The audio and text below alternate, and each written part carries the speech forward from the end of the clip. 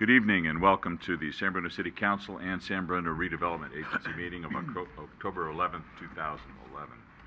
I'd like to thank the San Bruno Garden Club for the lovely floral arrangement they always provide for us.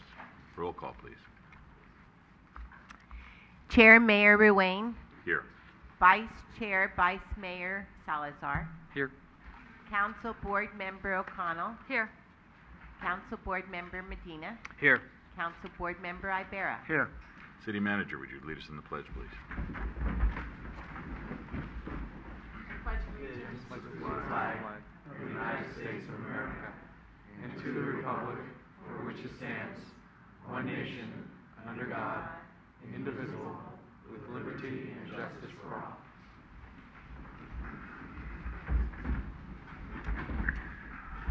Announcements. We don't have any announcements this evening, unless the council has any.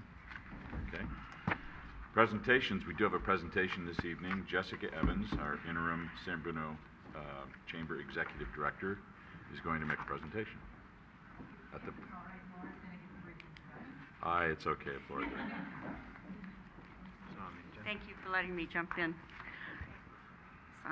Mayor Ruane, City Council, City Manager, City staff.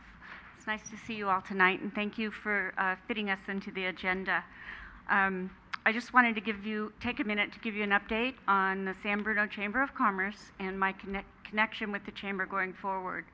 Last May, I was suddenly put on a medical leave from the Chamber, and as 1 month stretched to 4, it became apparent that I was going to have to resign from the Chamber as CEO. And tonight, I would like to formally introduce you to my replacement, Jessica Evans. First, I would like to thank you all for your support and guidance and advice for the last 6 years. With your support, the Chamber started the long-awaited Farmers Market, bringing together the community at a new gathering place in downtown San Mateo Avenue. 4 years ago, you supported us when we wanted to change from the Autumn Fest in City Park to having the now popular Taste of San Bruno.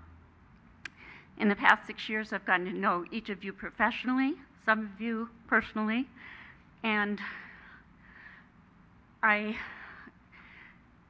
have started a long relationship with a lot of you, starting with Mayor Larry Francella and the former Director of Library Services, Terry Jackson.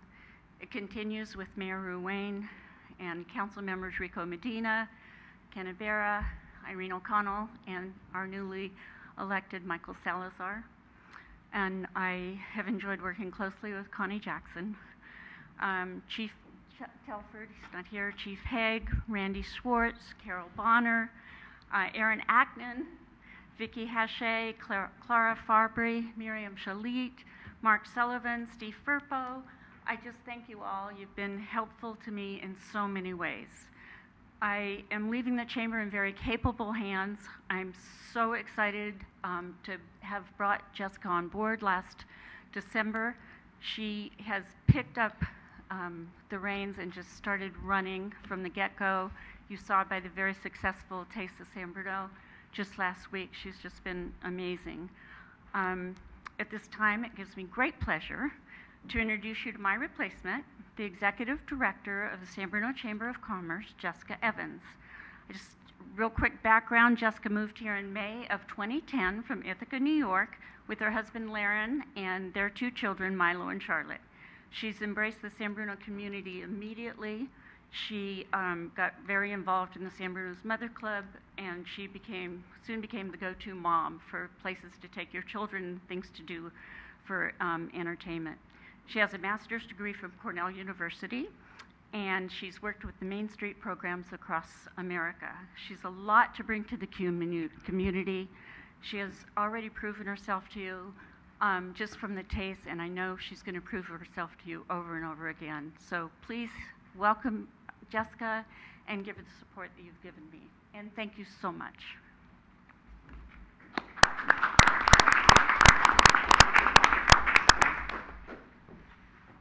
Thank you for having me. I really appreciate the Council's interest in the Chamber's activities and our plans for the future. Laura already went over some of this, but in December 2010, Laura hired me to be her executive assistant, and since we had recently relocated from upstate New York, I was eager to put down roots in our new community. So along with serving on the board of the Mothers Club, working with the Chamber of Commerce seemed like a great ticket to accomplish that goal. While my time working with Laura was brief, since she left the Chamber in May, her experience and advice were invaluable and still continue to be. I appreciate the foundation she has laid down for me while I continue to expand and grow the San Bruno Chamber. I'm going to speak briefly about our major accomplishments and goals, including our revenue-generating programs, the obligations to our membership, our partnerships with the city, and the future of the farmers market. I'd be happy to answer any questions when I get to the end. Because of my background in architecture and city planning, I have a particular soft spot for historic main streets, of which I consider San Mateo Avenue to be one. And I honestly don't see any reason why it can't become another Laurel Street, Burlingame Avenue, or B Street 20 years down the road. These steps will surely be made when the transit corridor plan is realized, but in the meantime, I would like to offer myself as a resource in order to link the merchants on San Mateo Avenue with the city. This could be done in a number of ways, from helping them with design and signage decisions to creating window display contests. I hope that every city department will see the Chamber as a resource and an ally for future programs, such as the free employer roundtable on Wednesday, October 26th at the library, which we'd be eager to assist with if invited. I'd also like to make sure that every business opening its doors in San Bruno is steered toward the Chamber and encouraged to join. Perhaps all parties applying for city business tax certificates could simply be given a trifold like this with the newcomer information from the Chamber of Commerce. And I would like to make sure that we are fulfilling a purpose chambers always have by being community boosters. I want to make sure my staff and board are conversant with some statistical basics of this community, like recent census data and general talking points about doing business here versus other peninsula communities. After all, the Chamber is a basic stakeholder in the economic vitality of our community. It's no secret that the Chamber operates on a shoestring budget. More than half of our operating budget comes from the membership dues, while the other portion comes from sponsorships, which is also for members, and event revenue like wine sales at the concerts in the park or ticket sales from the tastes. Because we're a small community with a fairly small membership base of 220, we need to be careful about weighing too heavily on the members without delivering a benefit for their dollar. This presents a bit of a catch-22. In order to expand our services and member benefits, we need to generate more revenue, but without the revenue, it's difficult to expand our services. I believe that an immediate solution to this, and one we've begun working on, is helping members with their online presence. No matter how silly Twitter, Yelp, and Facebook seem, they're here to stay, and they are shaping our economy. Many of our members don't understand this and don't have the slightest idea how to harness social media as a vehicle for growing their business. With the help of a local marketing firm with whom we've traded free service for a complimentary membership, we are growing our own as well as our members' web presence. Another area that we can grow to provide assistance to our members is through workshops and seminars.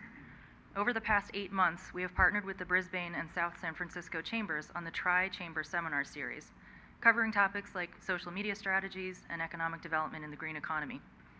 Even small-scale workshops can be an affordable, useful tool with an immediate, tangible result. To that end, I've recreated our morning mixers, calling them the Morning Network. These will be held the third Wednesday morning of every month at Never Too Latte, with focused discussion topics. Our next one is Wednesday the 19th, and our member Rosalinda Randall will be giving a lively presentation on business etiquette. One of our most successful projects to date is the Tastes. We just finished the 2011 Taste last week, and once again, it was a big success. Not only is it our single biggest non-due source of revenue, we grossed just over $7,000 this year, but it is a popular, positive event which brings the businesses and community together. We plan on making every year better than the one before it by selling more tickets, bringing in new restaurants, and providing more seating. And finally, the farmers market. Last week, I sent out a survey to the over 500 individuals who subscribe to our weekly e-blast. In one question, I asked what activities would the respondents like to see the Chamber embark upon as part of our 70th anniversary. Discounted membership rates, a new logo, a street festival, or new banners on San Mateo Avenue. 81% indicated the festival as their first choice. While our primary directive is not to be event planners, and it's easy to be distracted by event planning, we are instructed by our bylaws to advance the civic welfare of the area and support those activities believed to be beneficial to the community. I believe we can address the community's desire for more celebratory gatherings and stay in keeping with our mission by creating a much more robust and successful farmers market. Our board is currently discussing different strategies for improving the merchant and consumer turnout at the weekly market. We can certainly bring in more festivities and entertainment while continuing to bring vibrant, fresh, and affordable produce to San Bruno.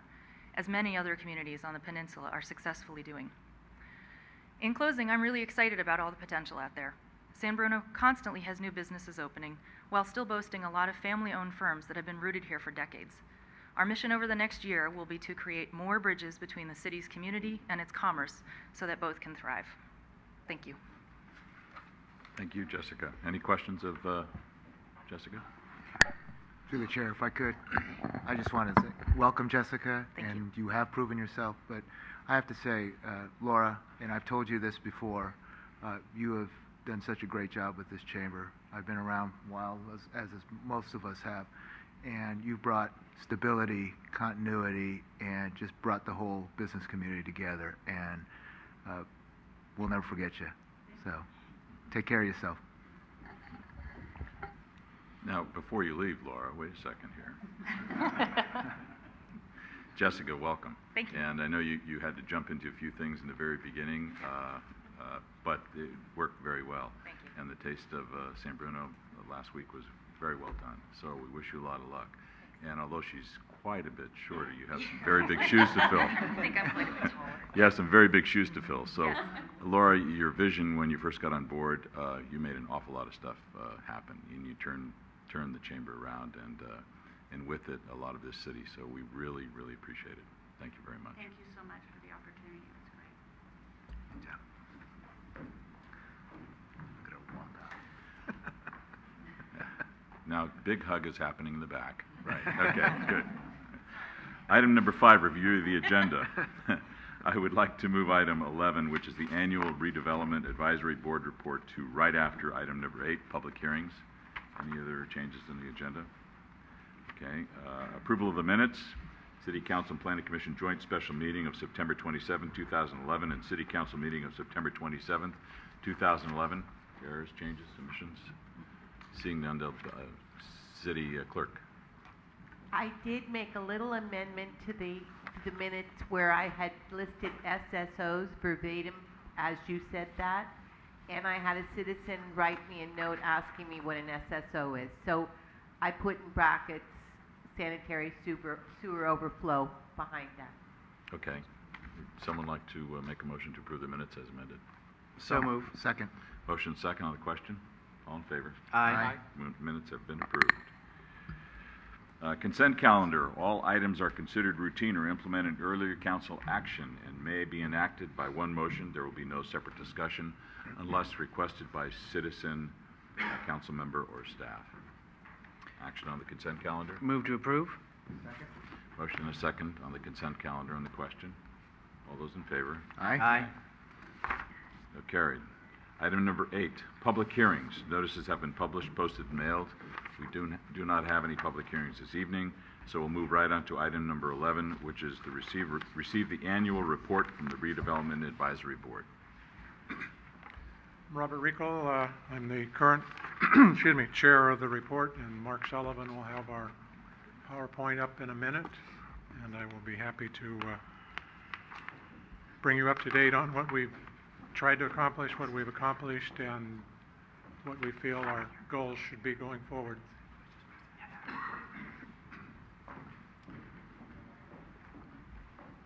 Honorable Mayor, honorable council members, redevelopment committee. The members of our committee, myself as chair, Harry Costa, Ed Hoff, Marina Kaiser, Dan Drazula. We had 2 positions that we lost during the year. Michael Salazar is our council representative, and he has attended 2 or 3 of our meetings and has listened to us, has offered us some answers, and taken some of our questions. And Mark Sullivan is our city staff. We meet the 3rd Wednesday of every other month at 6:30 in City Hall, and like all of the city committees, the meetings are open if residents want to come and ask specific questions. Purpose is to provide public oversight of redevelopment in San Bruno and to annually review how redevelopment activities have advanced the goals of the San Bruno redevelopment plan. A couple of the activities during the year, we had 2 of our members participate on, and still participating on, the Transit Corridor Plan Steering Committee. We reviewed redevelopment activities such as a number of facade improvement programs, mainly on San Mateo Avenue. And as I said before, we had two members that had to leave the committee. One had a meeting conflict. Just to touch base on what you've heard before, there is a threat to redevelopment. We supported efforts to protect redevelopment, which is threatened by Assembly Bills AB 26 and 27. AB 26 eliminates redevelopment agencies, and AB 27 allows agencies to continue if they agree to make additional payments to the state. As chairman of the committee, I signed a letter. We wrote a letter opposing both AB 26 and 27, sent it to our local legislators and the governor on behalf of the citizens of San Bruno. There is currently a lawsuit was filed to overturn the bill because they violate Proposition 22 in the state constitution. We are waiting for more input on that. There's legal arguments for and against the lawsuit have been filed with the Supreme Court. There's no final decision there, and the Supreme Court expects to decide the case in January 2012 before the proposed first payment is due. So there's a lot of answers that we as the committee and obviously the city is still looking for. Just to recap a little bit, a couple of the facade programs that we were involved in. Don Pico's at 461 El Camino as a new facade. St. Vincent de Paul further down on El Camino, and the currently vacant restaurant on San Mateo Avenue has a current new facade. Current facade program projects that are in progress: Cleo's Bazillion Steakhouse on San Mateo Avenue. There's a coin laundry going in at 560 San Mateo Avenue. Across the street, what used to be the dry cleaner on that side of the street, 535, is working on facade improvement, as is Never Too Latte at 486 San Mateo Avenue. Completed in 2011 is the Acapelica Apartments, 163 units at the crossings. The Archstone Luxury Collection, which is 187 units, and out on the El Camino frontage is Jack's Restaurant, which I personally have eaten at 2 or 3 times, and I think it is a big benefit to the area and should offer some good opportunity.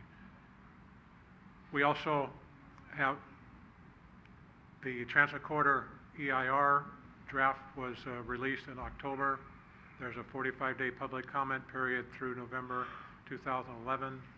The Planning Commission update and opportunities for the public comment to the draft EIR is available, and they can offer their input through November.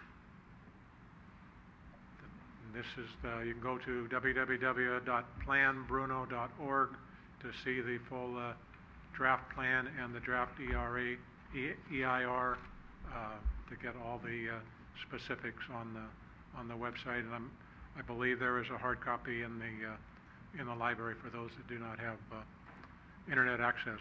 Our goals are obviously to stay informed about the various lawsuits relative to AB 26 and 27 that have their impacts on San Bruno, to continue to review redevelopment activities and provide feedback to the redevelopment agency, also to apply feedback to the community, assist with the completion of the transit corridor plan, and continue to inform residents about redevelopment and its benefits to the community.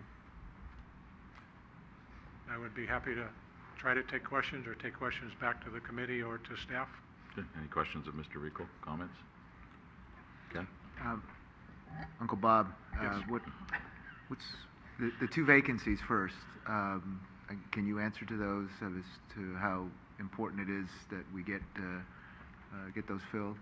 I think we really need to wait and along with you and see what the state is going to do, and I think that will give you guidance on how you want to task us. If you give us a lot to do, obviously the full complement would be more beneficial to the city. If our tasks are going to be cut down, you may want to make a different decision. Okay. My question is, I know it's such a really important part of this community for the last 10 years, and going forward. Is there a lot of outreach or awareness with the residential community that's in the redevelopment area? Yes, the part of the farmers market. Mark Sullivan and I manned 2 different booths, 2 different Sunday weekends for farmers market, and we had a number of individuals come up and look at the plan.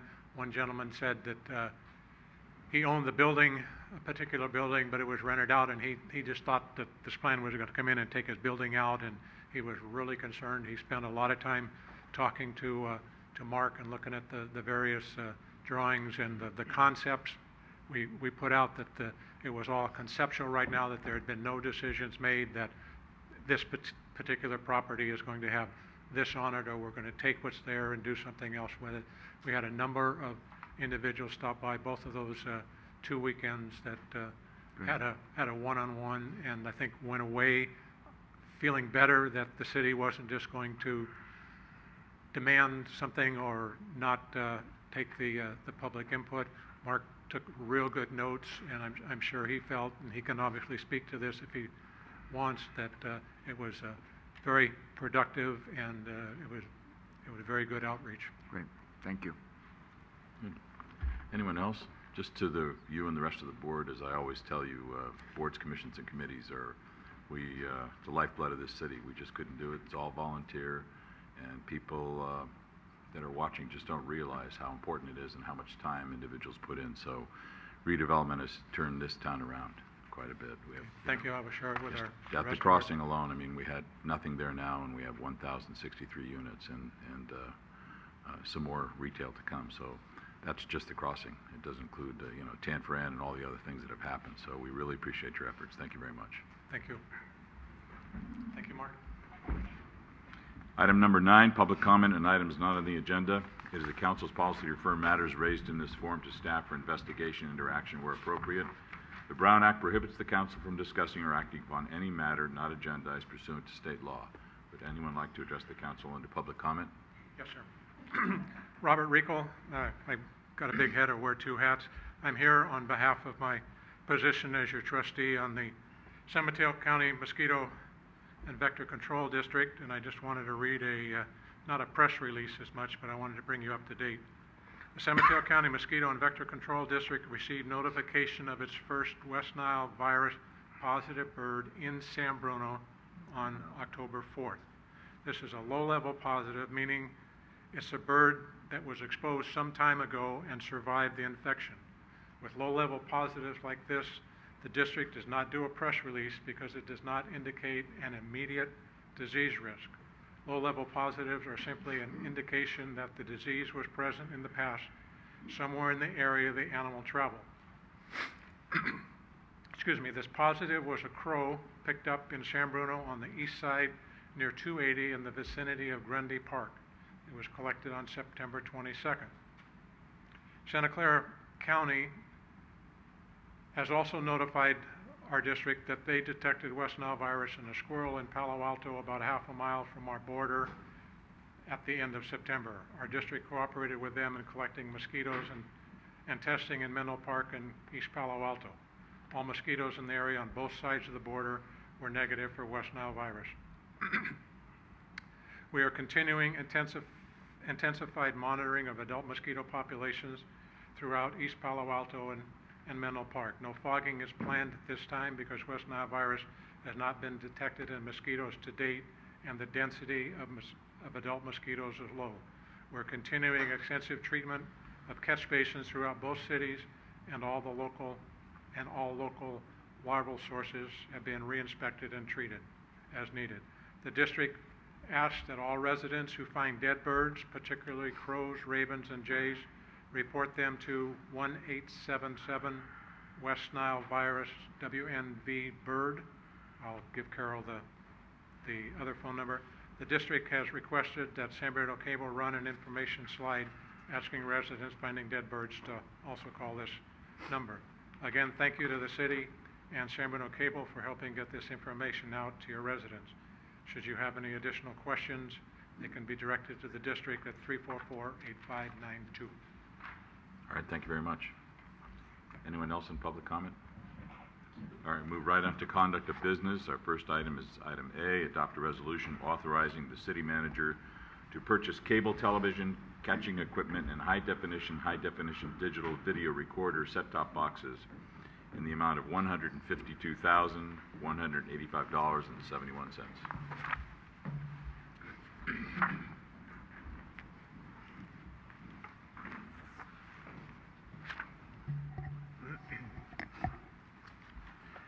Good evening, Mayor and Council members. Tonight, staff is recommending the purchase for the cable operation.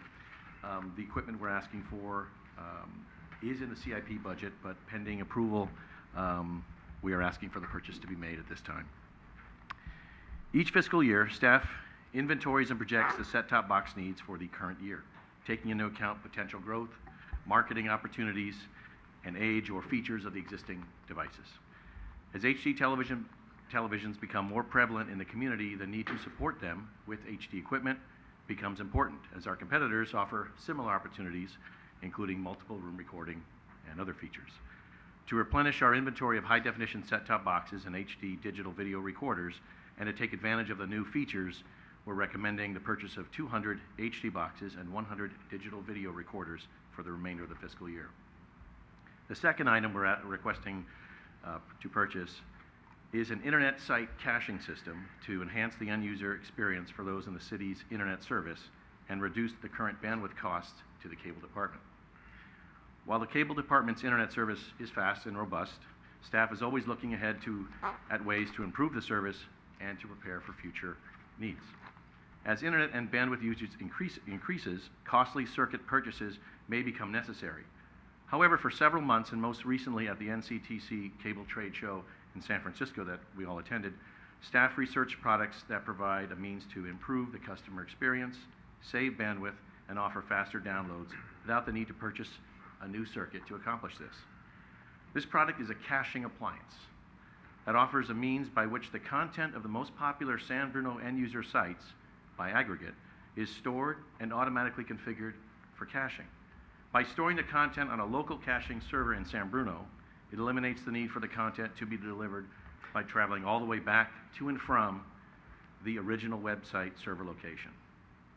Also, because the content stays on our local network, it downloads faster and reduces bandwidth leaving our network.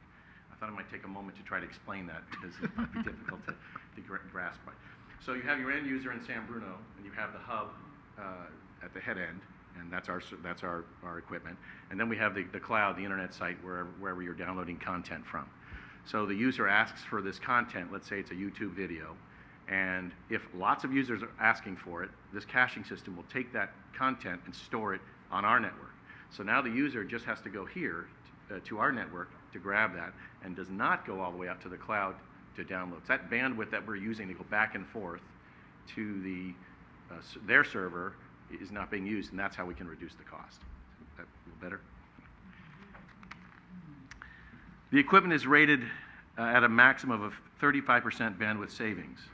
For an example, with only a 25% reduction of bandwidth, the cable operation could realize a $1,400 savings each month on bandwidth charges.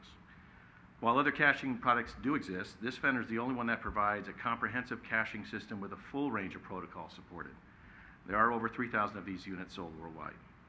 Staff has also negotiated a 30-day trial test after the installation is completed, and if the equipment performs as it is expected to, staff will proceed with the purchase. Both of these purchases would be made through our vendors with the NCTC pricing. Staff is recommending the purchase of these items. I'm also here with the system engineer, Al Johnson, to answer any questions. Good. Any questions of staff? Michael? Chair, I have a couple of questions.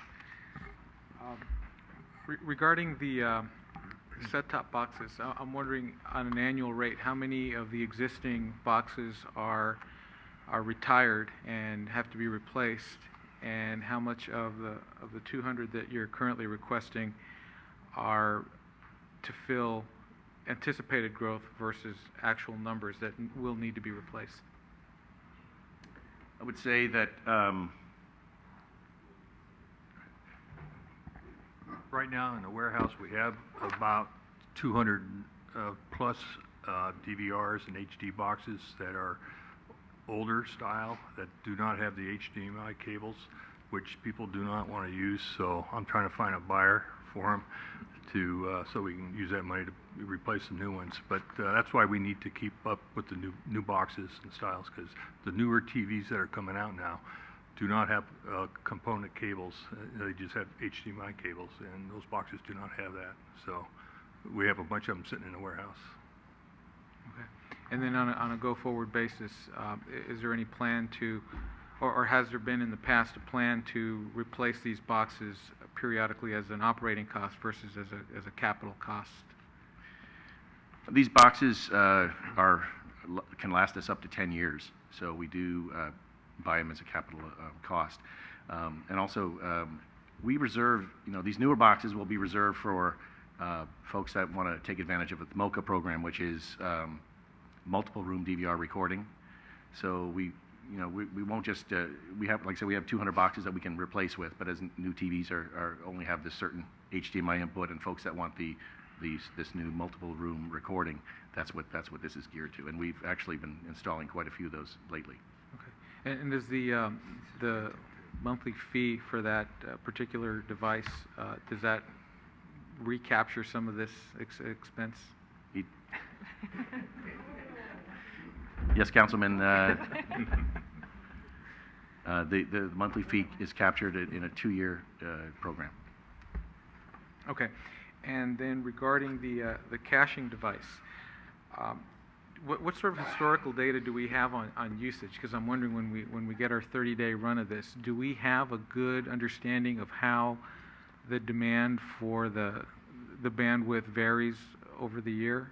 Yes, we monitor I'll let Al speak to this, but we do monitor the bandwidth. We have the ability to monitor the bandwidth daily, so we know our average use each day. We know our average use monthly, and even time of day. Do you want to add to that? Well, right now at our peak time, which is like 8 o'clock in the evening, we're using between 800 and 900 megabits per second of bandwidth.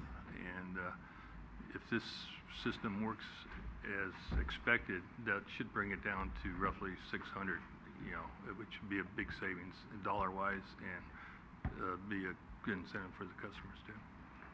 Okay. And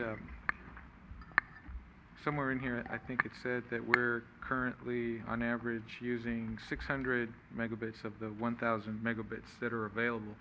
But then you said that by reducing our demand by 25%, we would save. So are we actually paying for the full 1,000 megabits on a monthly basis, or are we paying for what we consume? We pay for what we consume.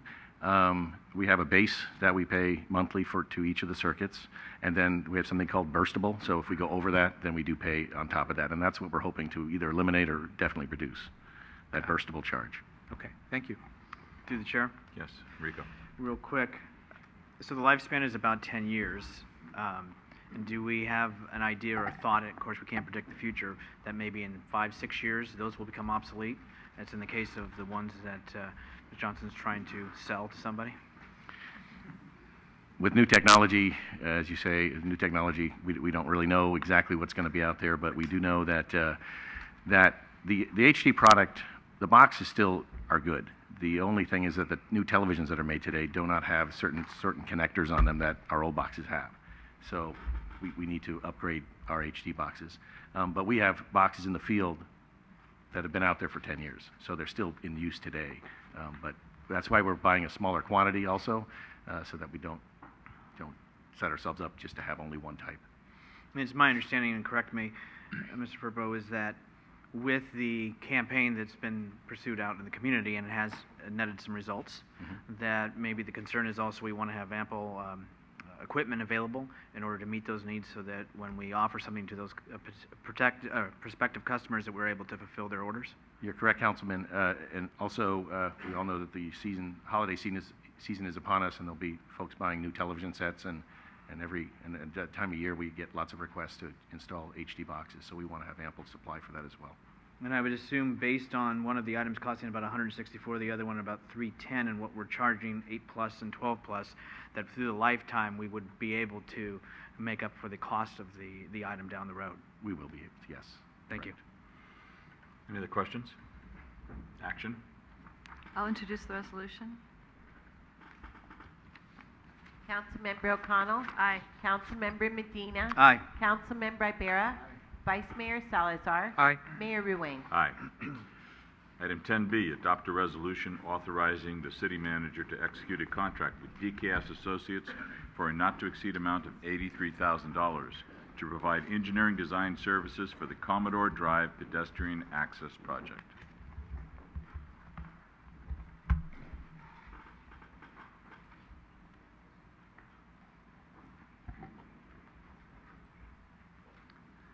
Good evening, Honorable Mayor and Member of the City Council. I'm Tina Singh, Associate Civil Engineer with Public Services Department. This item tonight is relating to Commodore Drive.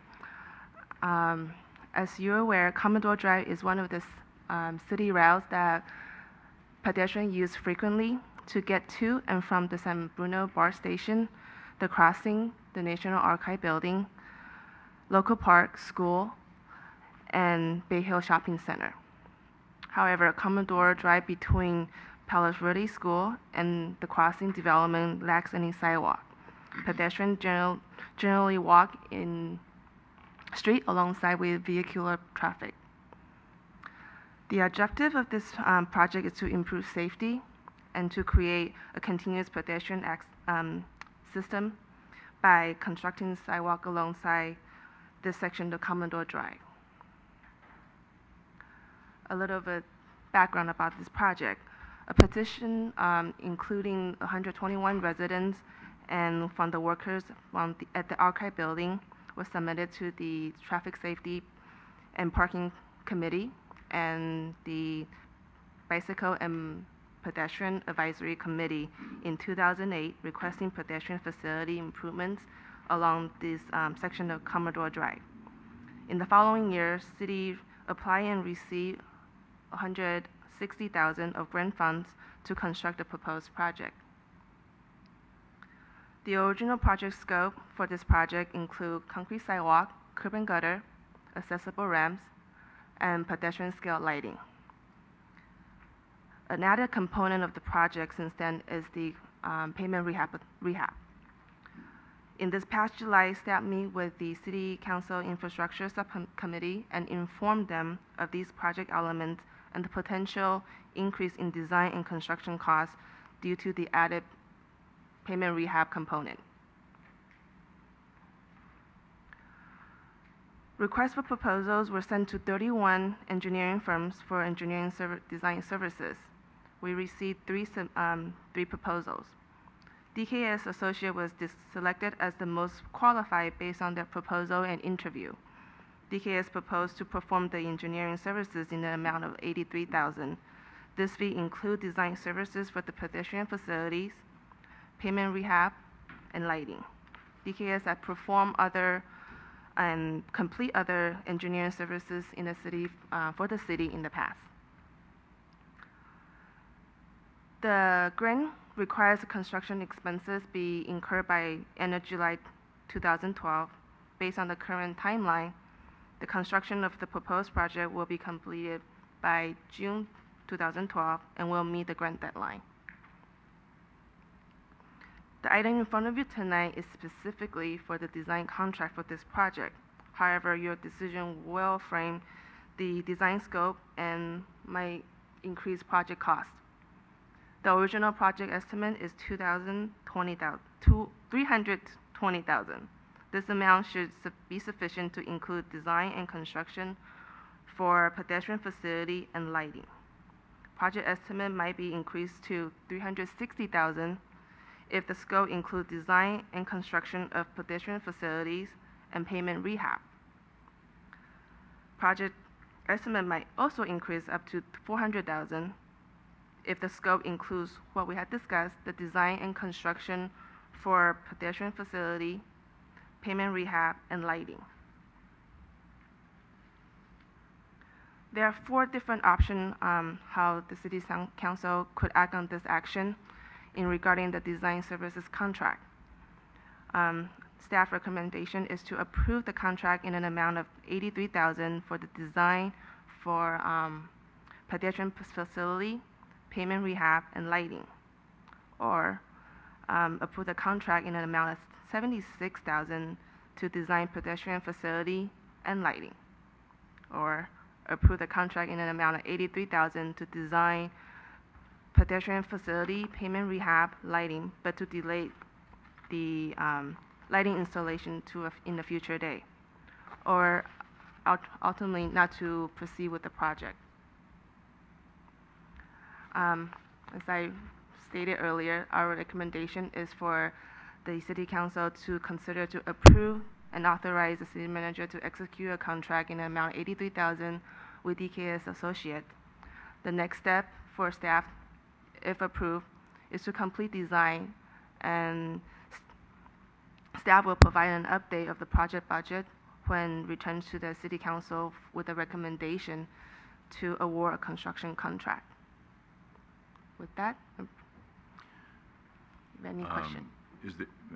It makes sense to do all 3 in my mind, but I mean, is there any savings in doing the lighting now or not doing the lighting now in one contiguous project? The saving right now, if we decide not to do the lighting, would be depending if we want to go ahead with the design. Design itself is $17,000, and construction cost is about, as we are estimating, about $40,000. So there's a total of about $57,000 saving right now. That's what we estimate. Right, but what I'm getting at is if we say, you know, $83,000, let's get it designed, but let's hold the lighting off until a later date. Is it going to cost more to do that, or is it going to be cheaper to do the lighting all at the same time? Doing the lighting later more likely will increase the cost later on, and also doing everything together probably will have a benefit of scale. If you are combining more elements in the same time for the same project, probably you will get a better bid price.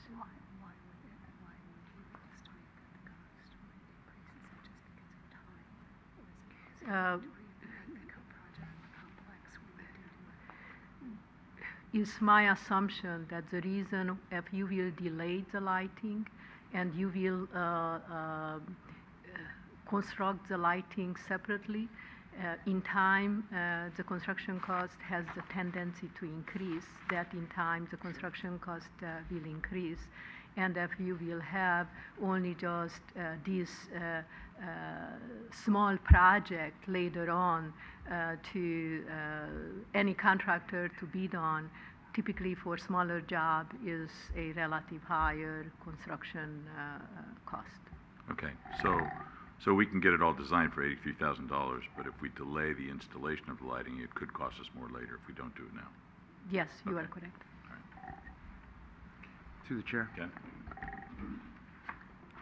This is a pedestrian project, and being on the subcommittee, I was just asking my partner on the subcommittee, when did the paving costs come in? And what is, and that's not necessarily related to the project, is it? And I mean, I guess I posed the same question the mayor did. Is that something that we can hold off on without, without increasing the price later on? I mean, it has an index of 69, which, in this town is pretty good. And I don't want to jeopardize the funding. I don't want to jeopardize that grant. We worked really hard for that grant, and we're under the gun to get it done. So I'd be more inclined to, and it needs the lighting. I mean, we need the lighting, we need the sidewalk. What is your opinion on holding off on the $84,000 in repaving? again reiterate what the director said. You always will have a economy of scale benefit, and it would. I heard that. We can hear you.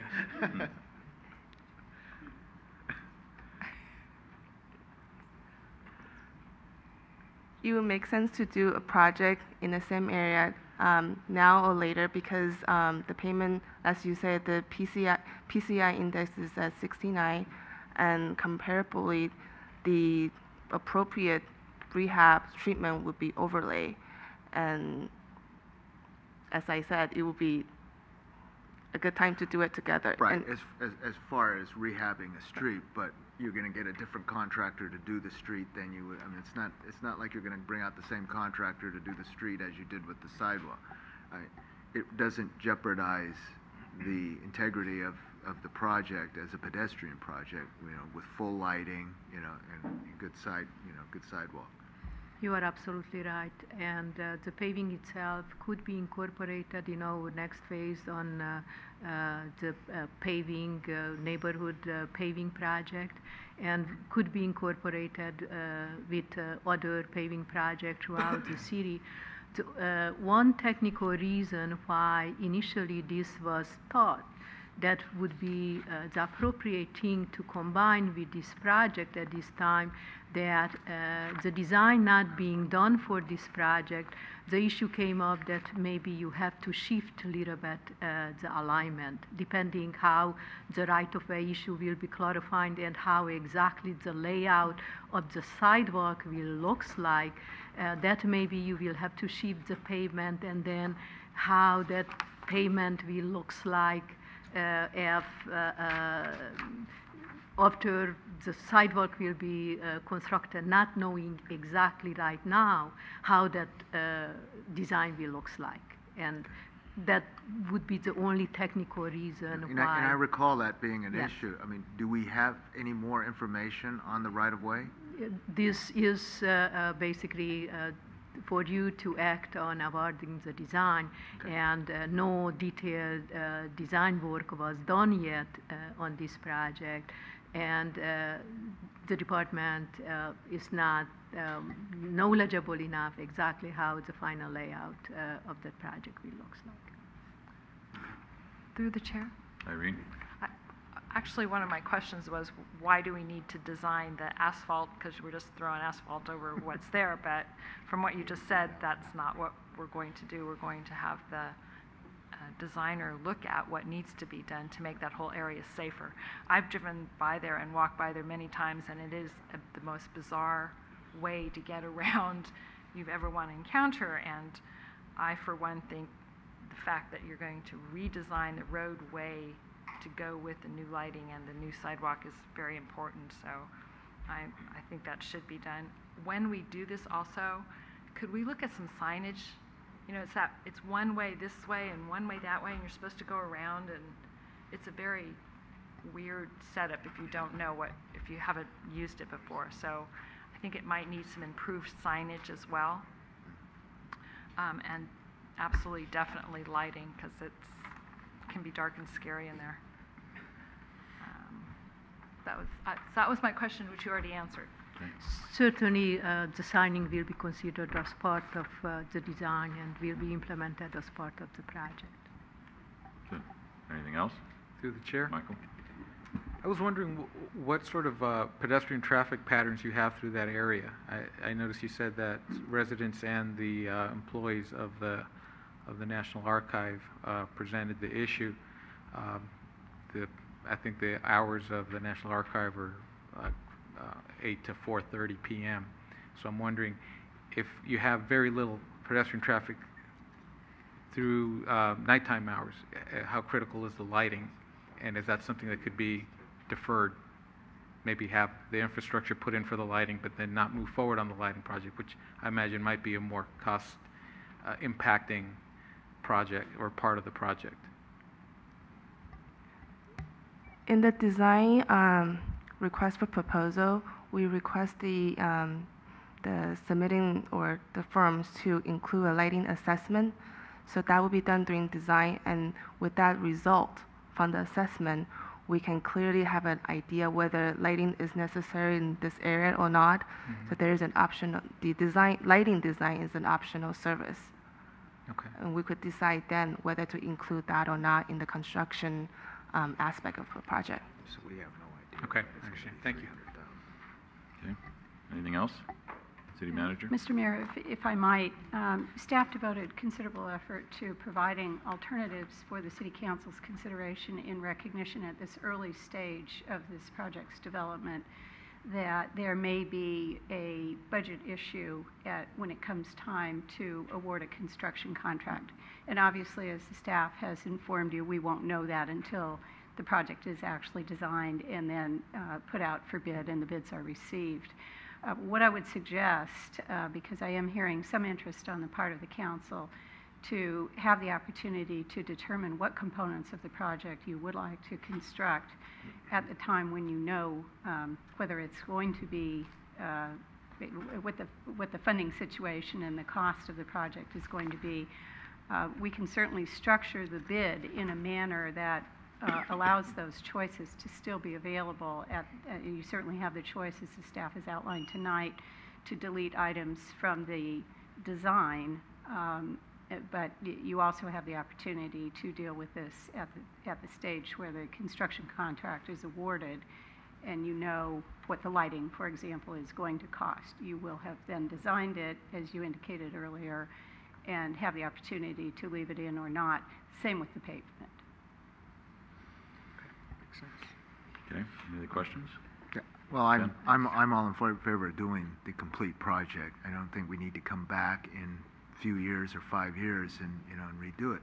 I mean, we have, like the mayor said, we have 1,000 more units that we didn't have a few years ago, and so maybe we don't know it, but there's residents out there that are taking advantage of that access to go to the park or go to Bay Hill now. So I think it needs to be a major link. Being a part of the BPAC in the county, this was a very desirable project by the county, by the members of the board, and that's why they granted the grant. We need to move forward on it.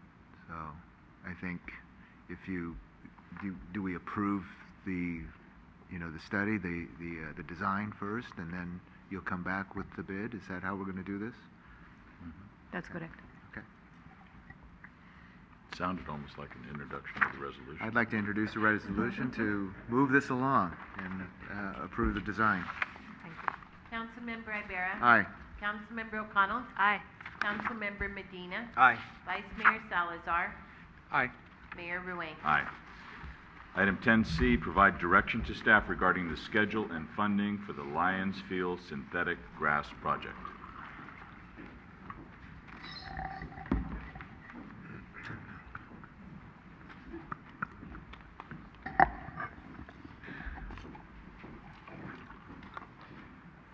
Good evening, Mr. Mayor and members of City Council. This item is an update to the Lions Field Synthetic Grass Project. We will focus the presentation on 3 major topics: the funding, drainage, and parking, but we will happily answer questions on any of the other aspects of the project. I'm Randy Schwartz, Community Services Director. I will give an update to the funding option, and then Clara Fabry, our Public Services Director, and Corbin Schneider, Principal at Verde Design, will present information on the field's drainage and the parking. Staff, the Parks and Recreation Commission, and the City Council have discussed this project for the past couple of years and have identified 3 major benefits to the project: more use for the community of the facility, less maintenance, and new revenues.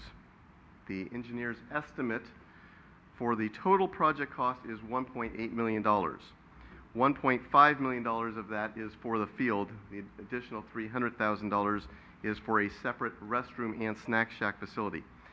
As the restroom snack shack facility can be added easily at any other point in the future, we're going to focus tonight's comments solely on the field.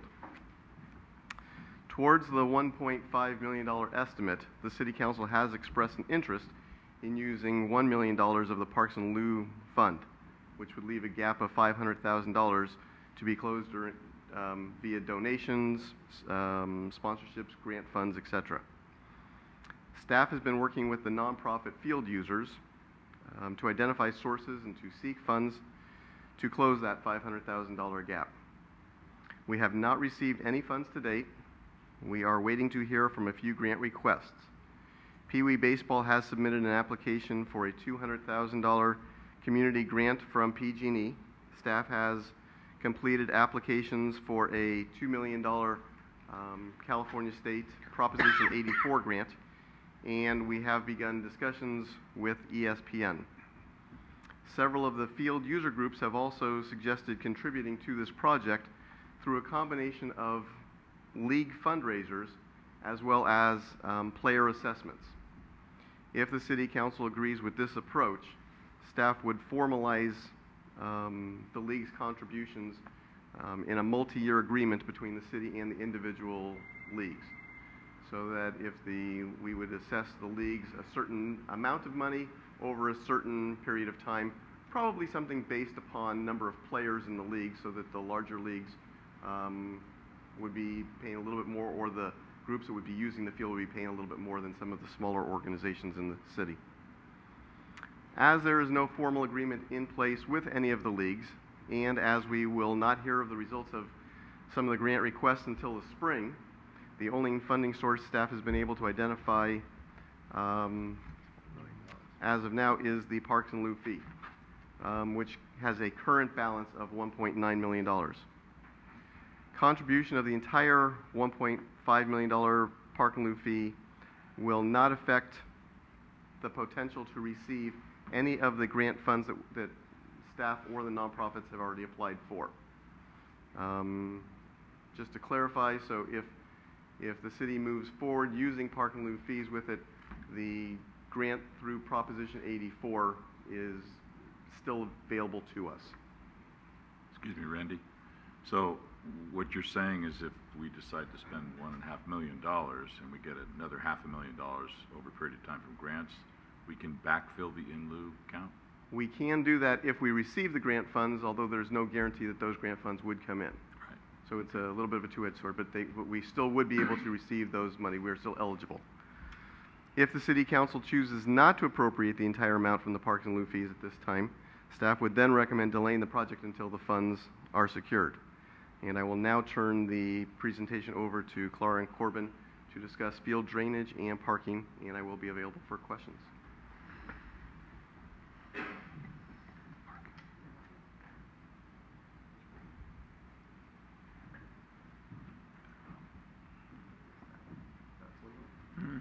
No, sure. The parking.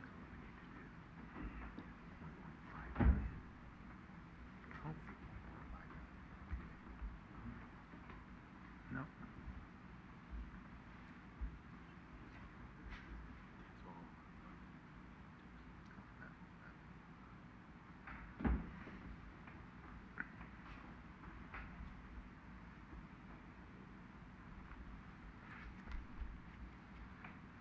It's just right here. Should we go to commercial? Was it put on here? We got Will sitting here. Weird looking bug. Oh, the techie's coming.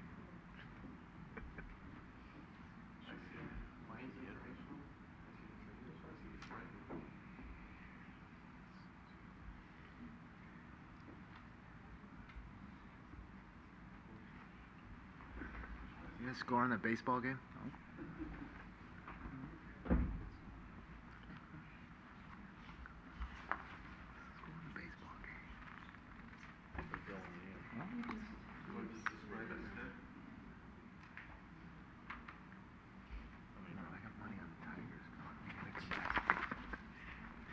I don't know if we have a map of the whole, if we have a map of the whole site, that'd be great. Here? Well, I can do this one. No, that's El Camino Real Medians. I can do this one, and I can do. That's not gonna help us. Okay. Yes. Let's do this one. We can, As you talk about it, I can show it this way. okay.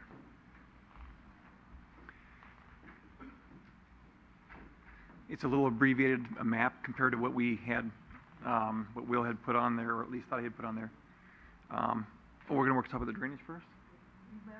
Oh, okay. We looked at the field as we typically do. A synthetic turf field has a drainage system that captures all the water that basically rains onto it, or if you use a quick coupler to syringe the field and kind of cool it down. We took a look at how to drain the field, which you typically do in a situation like this, where we have a perimeter drain on the low side. This whole field, as a baseball field wants to, it drains towards the outfield. The infield, as it wants to, is pretty level for proper field to play. Because of the depth between the infield and the outfield edge, we've got secondary drains in the middle, so we actually catch it in sections. And then the way we're draining it now is it drains to the middle of the outfield to a low point, and then it drains to the left-hand side of where the play structure is. We can see that. Can you use the want me to go cursor? ahead? Yeah. Just south of the blue play structure. And then at that point, we have because the elevation changed between that elevation in the field and the manhole storm drain that then drains into the channel to the south, we have a sump pump that brings the water up to elevation and then pumps it into the manhole. We were asked to take a look at some other options, and which we typically do in a situation like this, where we are at this point putting all the water into a hard line system. And the first system we looked at was a percolating system, where we would take all the water and actually detain the water and percolate it into the soil, give it a chance to percolate, and then once it saturates and comes to a certain point, at that point it would then drain off and then find its way to a solid pipe system. Situation in this field is we've got a high water table by the blue building, where the cover there for the play area. You're at 45 minutes past high tide. You're at about 5 foot to the water table, and down by the low point of the field, where the Google turnaround portion is, you're around 3 feet. So if we did a percolation detention system, we literally would be putting water on top of water, and it wouldn't really go anywhere. One of the complaints that we heard with the existing fields, which would be the Lions field, center field, and then the baseball field, is that water drains from the Lions field into that center field and at times renders it useless. And what happens is, since there's a lower point in there where Lions field can be used, since the water's drained there, the center portion is not usable. So that option was kind of set aside as non-functional. The other would be to actually detain the water and retain it in a tank system. And we were looking at even working with the garden center, the neighborhood garden, and actually looking, going straight east-west, which is outside the picture, and looking at an area along there where we could retain the water and actually pump it out and use it for the gardens. Looking at that, to retain 1 month's worth of water and we're looking at a 10-year event, you're between 79 and 80,000 gallons. For the year, you're around, for this size field, you're at around 950 to 980,000 gallons of water. As you read in your report, the first, which is the smaller, which is retaining 1 month's worth, and then using it hopefully in the garden, and then allowing more rains to come in to fill it back up again, and then continue to use it as much as you could in the garden, which may lapse 1 or 2 months into the gardening season where you want irrigation.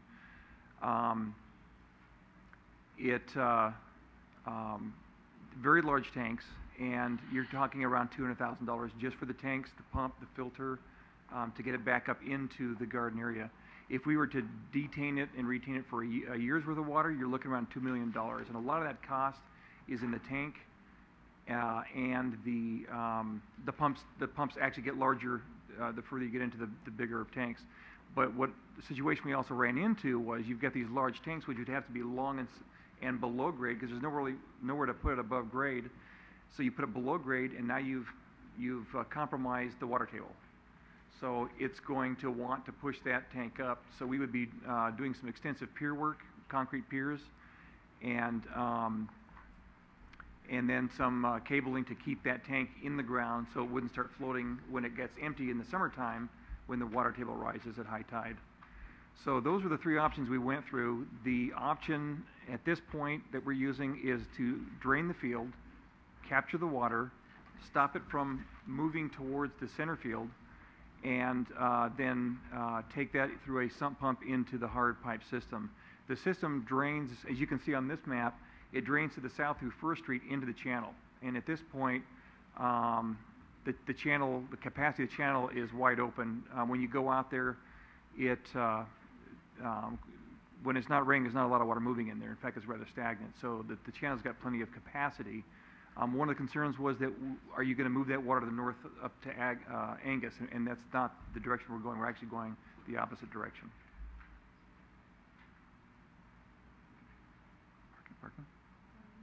Parking, okay. We can kind of use the same. You've got a handout here. Looking at the existing field, the synthetic turf is low maintenance, higher play. It does not increase the amount of play per game because the square footage remains the same. In fact, the fencing and all is going to remain. What it does do, it provides extended play throughout the winter, or let's just say moisture months where you would typically not be on your turf field because of the rain and the mud, and not wanting to turf your field for maintenance purposes, as well as just not playable in a baseball game or soccer. So one of the things we looked at was going in with a synthetic field, and with that, to take a look at the use of the field with conjunction with Bear Lair Field. And the first numbers that we put out were strictly based on the baseball field. And there are two other uses that we're looking at with the baseball field, which is soccer and flag football.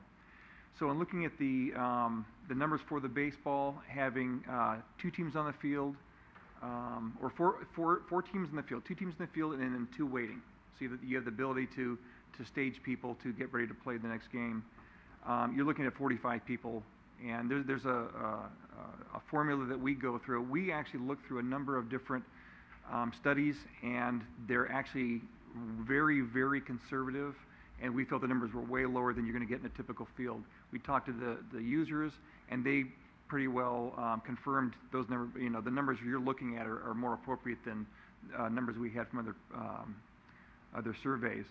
And so we're looking at just a regular play, 45 people. That's coaches, parents, players, observers, and then 54 if you have a tournament. And what that does is it includes 9 people if, in fact, the restroom concession building was built. So you've got 9 additional people to man the concession building, to be barbecuing and doing other things as necessary. So the 54 includes stalls for those additional cars plus a truck to bring the barbecue and such. We went back later and took a look at soccer.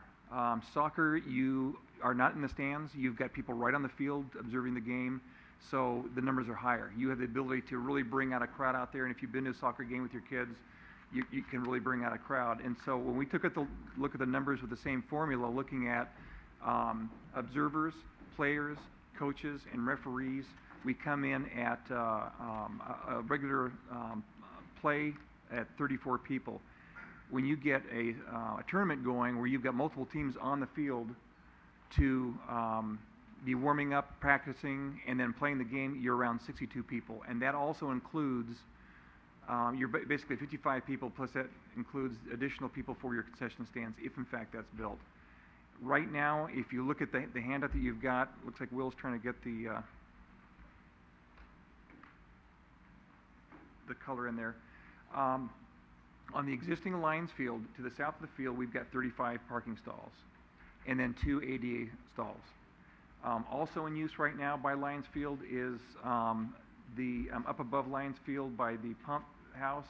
You've got 17 parking spaces plus 1 ADA. So, so basically that adds up. Too much detail? Okay. So basically with the proposed, which is, the existing, which is the lighter color, you've got 55 stalls.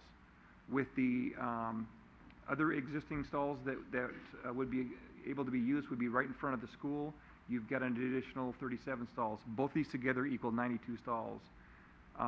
If we were to look at the soccer number at 62 stalls needed, we're looking at the possibility of the proposed stalls on the school parking lot of 23 additional stalls. Okay, the red would be the additional, can't even see that, 23 stalls, and then the possibility in the future if we were to do a joint use, or using the train station, which would be an additional 31 stalls. So with those numbers, we're beyond what we would need for even tournament play.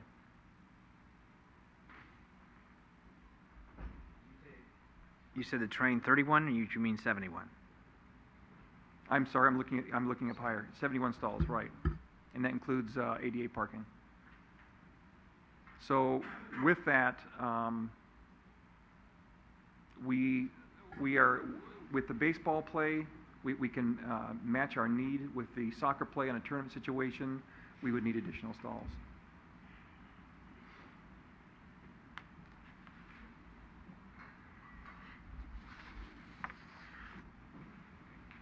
What is the likelihood that the train parking will remain and be available once the station is moved? I mean, is there a major agreement we'll have to get involved with the JPB? Or?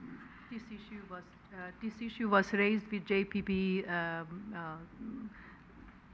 2 years ago as part of the design process and negotiation process with JPB. JPB made no final decision, and they are aware of the serious interest in reaching some kind of agreement with them on the use of the parking lot after the new station will be built, but those discussions are not finalized yet.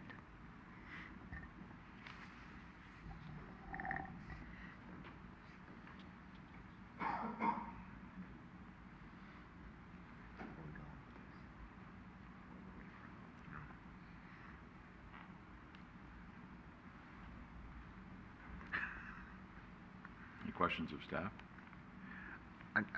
Ken? We went into a presentation with drainage, and then we went into parking. Is there an issue with the parking?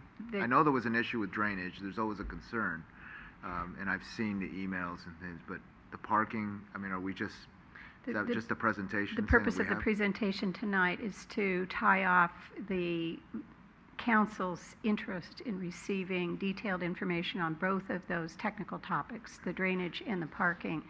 The issue before the Council tonight for a decision is the schedule for the project, and as the Director has outlined, we had previously been asked to bring this project back to the City Council before for a conclusion about the status of the fundraising in a manner, in a time frame that would allow for a decision to be made about whether the project would move forward this year.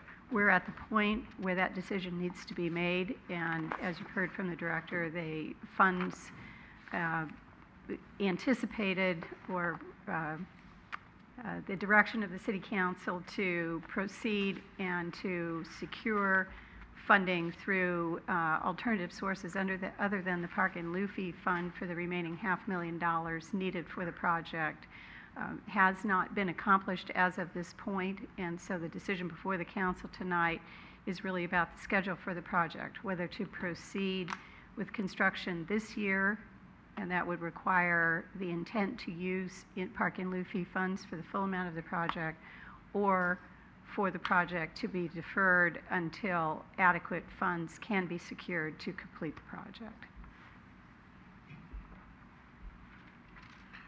Ken? Can we get a little more, I know the last time we discussed this, there was concern over the amount of the grant and the chances of getting the grant. What can you tell us more about the chances of getting that grant? And I mean, is it $2 million or nothing? Will they give us something? Do you want to discuss the Prop 84 grant? Or do you want me to? Go ahead. grant through Proposition 84. Staff originally applied for a grant through Proposition 84 of $600,000, and we were not successful.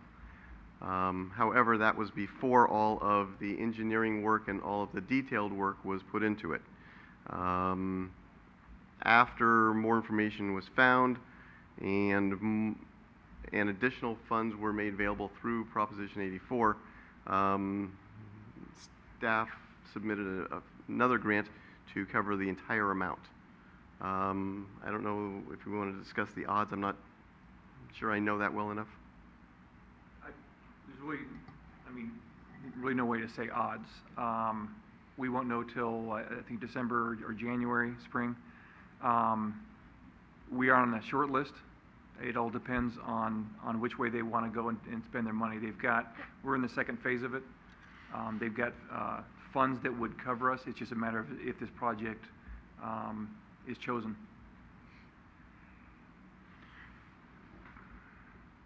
We applied for $2 million. Educate me on grants, grant acquisitions. I mean, if they look at the application and they say, oh, well, you've already got $1 million in there, and we're not going to give you the $2 million, maybe we'll give you $500,000. I mean, is that a possibility? Or, like I asked before, is it $2 million or nothing? The application is for $2 million. I don't know. As far as Prop 84, I don't know if you can get part of it. I do know that one of the special things about it is that you can be appropriated the monies through the city and then pay that back, which is unusual. Quite many grants will not. They want you to not have the money to build the project. Through the chair, real quick, just because Councilmember Iber's on this, I think I'm hearing what he's also asking is, strategically, is it best to ask for $2 million, or is it better to ask for $1 million, for example? Does it improve our odds because actually we're asking for more than even cost for the project? Yeah.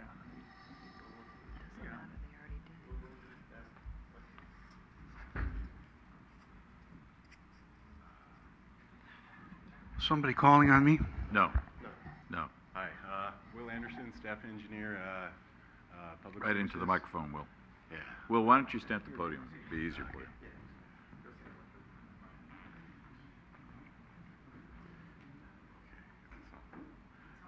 Will Anderson, staff engineer, public services. Yeah, as far as the grant application, Prop 84, the direction provided by the state was to pretty much apply for the entirety of the construction. They do not like to segment or partialize their funding. They want to make sure if you get the grant funding, it's all going to be spent on the project. Right. I guess the question that I have, well, the concern that I have is that if we say let's go forward with this, I mean, we're really taking a chance. What is the disadvantage of not doing that and not starting this now?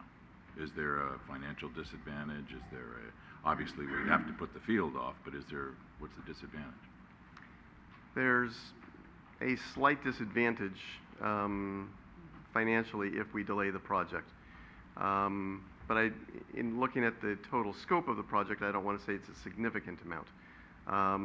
We would lose the revenue that could be gained throughout that year. We would spend more time on staff time maintaining this field, which is not necessarily a true cost. It would mean deploying staff to other needed areas of the city, but we would not bring in on additional staff. But those costs are already budgeted? The staff costs are budgeted. We do not bring on additional staff just for this, but we could better deploy staff to other sections. We haven't already allowed in a budget for additional income because of the field? We have not at this point. All right. We have not. The larger point would be, what are the construction costs? And are those going to increase if we delay the project for a year? And when I say a year, when I previously said, until the money's available, If the money is available within the next 6 months or 7 months, as we would hope by obtaining the grants, the best time to do the work is the November period when nobody's using the facility anyway. So that's why I'm kind of referring to this as a year as well. But it's the construction costs that are probably the most significant factor. Is there a way to, if in fact you got the money in April, you could say, let's go, can we accommodate teams other places? It's going to be difficult, but in the long run, the groups that will be using this field are very anxious to get a multi-use, all-weather field out here. We will work with them to the best we can. It may mean that we need to use other spaces very creatively for one season. We will try and move it as fast as we can, or find the next time when there may be less activity going on than full season. As we talked about the Prop 84 grant, the Pee-wees have said that they feel very comfortable with, in their discussions on the $200,000 community grant. So I do want to raise that point as well as we were talking about the full funding, because that's a portion of it as well. But at this point in time, we have nothing in writing. They have saying- nothing Right. that has been finalized on that as well. Okay. And their intent is to apply that to the balance of the 1.5. Correct. Okay, so there's nothing, they're not intending on putting that towards a concession stand. No, that The goes rest- towards the field cost, the first 500,000. And I guess the big question is, how firm is this $1.5 million cost? I mean, it was estimated at 1.2, and then a meeting later it's 1.5. Is it because of all the drainage issues? Correct, and this is a engineering estimate. Probably you will have the certain answer. Only Jaws Friends department will go out for bid, and will come back with a bid award. Exactly, a certain unknown will depend on the bidding environment. What kind of proposal will come back?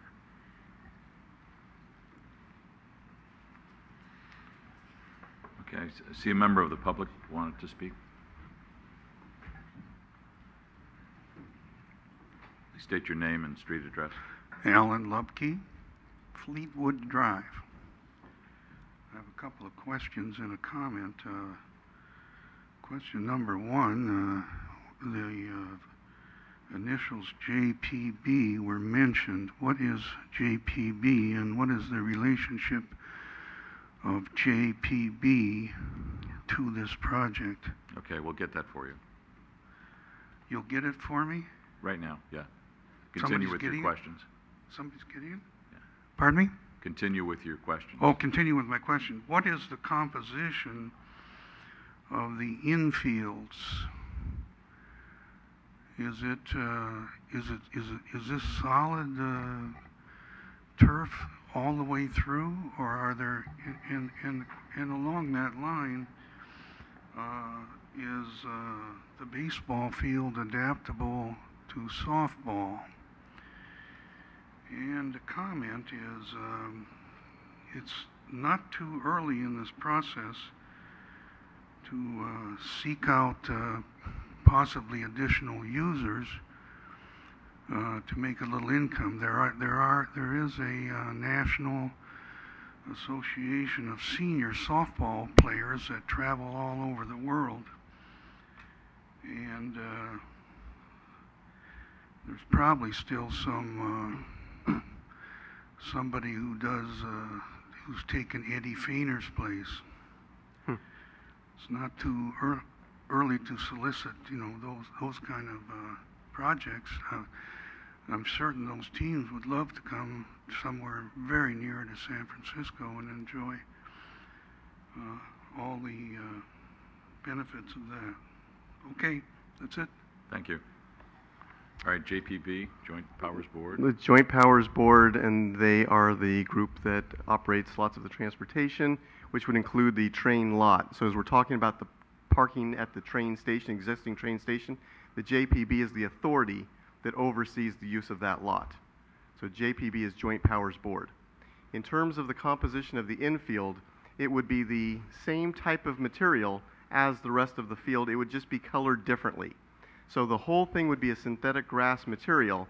It would be seamless in terms of no bad hops or trip hazards for kids that are running across. But it would be brown synthetic grass on the infield so that the children playing either baseball or softball would learn their positions better. When they do play on natural grass fields or fields with skinned infields, they would understand better where to play. So it's just a coloring, but the field is all the same. And this is in many different fields have this type of configuration. Red Morton Field in Redwood City is one of these. Skyline College has the same type of configuration. So it can be used for all play, softball, soccer, baseball, etc. And there's different distances for the base pegs so that different levels of baseball or softball can all play on the same field just by extending where the bases are. And your comment about King Eddie and adult senior softball, I'm a longtime fan of those teams, so I do appreciate those remarks. There are groups like that do come around. They want occasional rentals. There's also other groups in the area, such as lacrosse groups, that are looking for field space, and those would be on a more regular basis. So when I say one of the losses or one of the disadvantages would be lost revenues, as I'm under attack here, lost revenues, those are the types of opportunities that we would be looking at. Some of the outside CYSA soccer groups or lacrosse groups or other field users that are interested in the facility. Okay. Regarding the other availability of grants, I know somebody mentioned 200,000 for PG&E. Do we have an idea when that's going to be? When we're going to know about that? That's the one that Pee Wee Baseball Okay. applied for, and that's their community grant. And my understanding is that they've been in discussions several times in even the past week.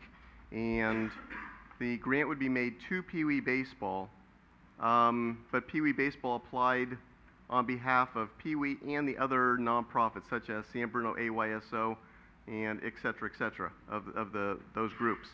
The last I heard, the question was down to what type of recognition would PG&E be receiving, and it would be from Pee Wee's Baseball, not from the city. So if they were to put thank yous in their programs or schedules or things like that, that would be between those two agencies. We are not part of those discussions. But that's the level of detail that those discussions were at, which is why they were saying that they were very optimistic. Okay. Through the chair. Rico? I just want to get clarification on the report on the parking. So, am I reading this correctly that there's an actual 88 spots with a proposed going in with the school district for 23, if I'm not mistaken, and then also another proposed 15. I guess what I'm trying to do my math is that when we were last here, it was 130, and I'd asked for clarification on that. So I'm trying to understand how many spots are we talking are parking that we could park today, exclude the proposed because proposed have to enter into agreements and all of those things. What we're looking at, the yellow, is parking that we use today, and that's 55. The additional that we can use is in the front of the school, and that's an additional 31. And so that's actually 6 less. So you're at 88 stalls. Okay. So, all right. So it's 88 that we have, and in hopes through various agreements we could potentially get up to 126. Mm-hmm. Is that what's okay? Thank you for the clarification. All right. Questions? Michael? Go ahead, Michael. It's good. One of the things that's going to make one of the things that makes the field more usable is the fact that it just stays drier. And I'm wondering, could we have had accomplished the same thing by just improving the drainage and maybe doing some grading improvements there and not having done the artificial turf? Well, it's got to be irrigated. So you're going to have your moist times in the morning. When it rains, you could do drainage on it with a slit sand system, and what that's also going to do is increase your need for irrigation. It's going to drain faster, and as time goes on, there's higher maintenance with that, aeration and everything else. The drainage, as far as the grading the way it is, we've done a little bit with the infield and sloped the outfield, but you're still going to have some very similar slopes that you have out there. Your turf is going to hold on to the water. When we talk about longevity or the season of play, when it comes to rainy times, or even just sprinkling times, quite often it's going to be too wet to play baseball out there.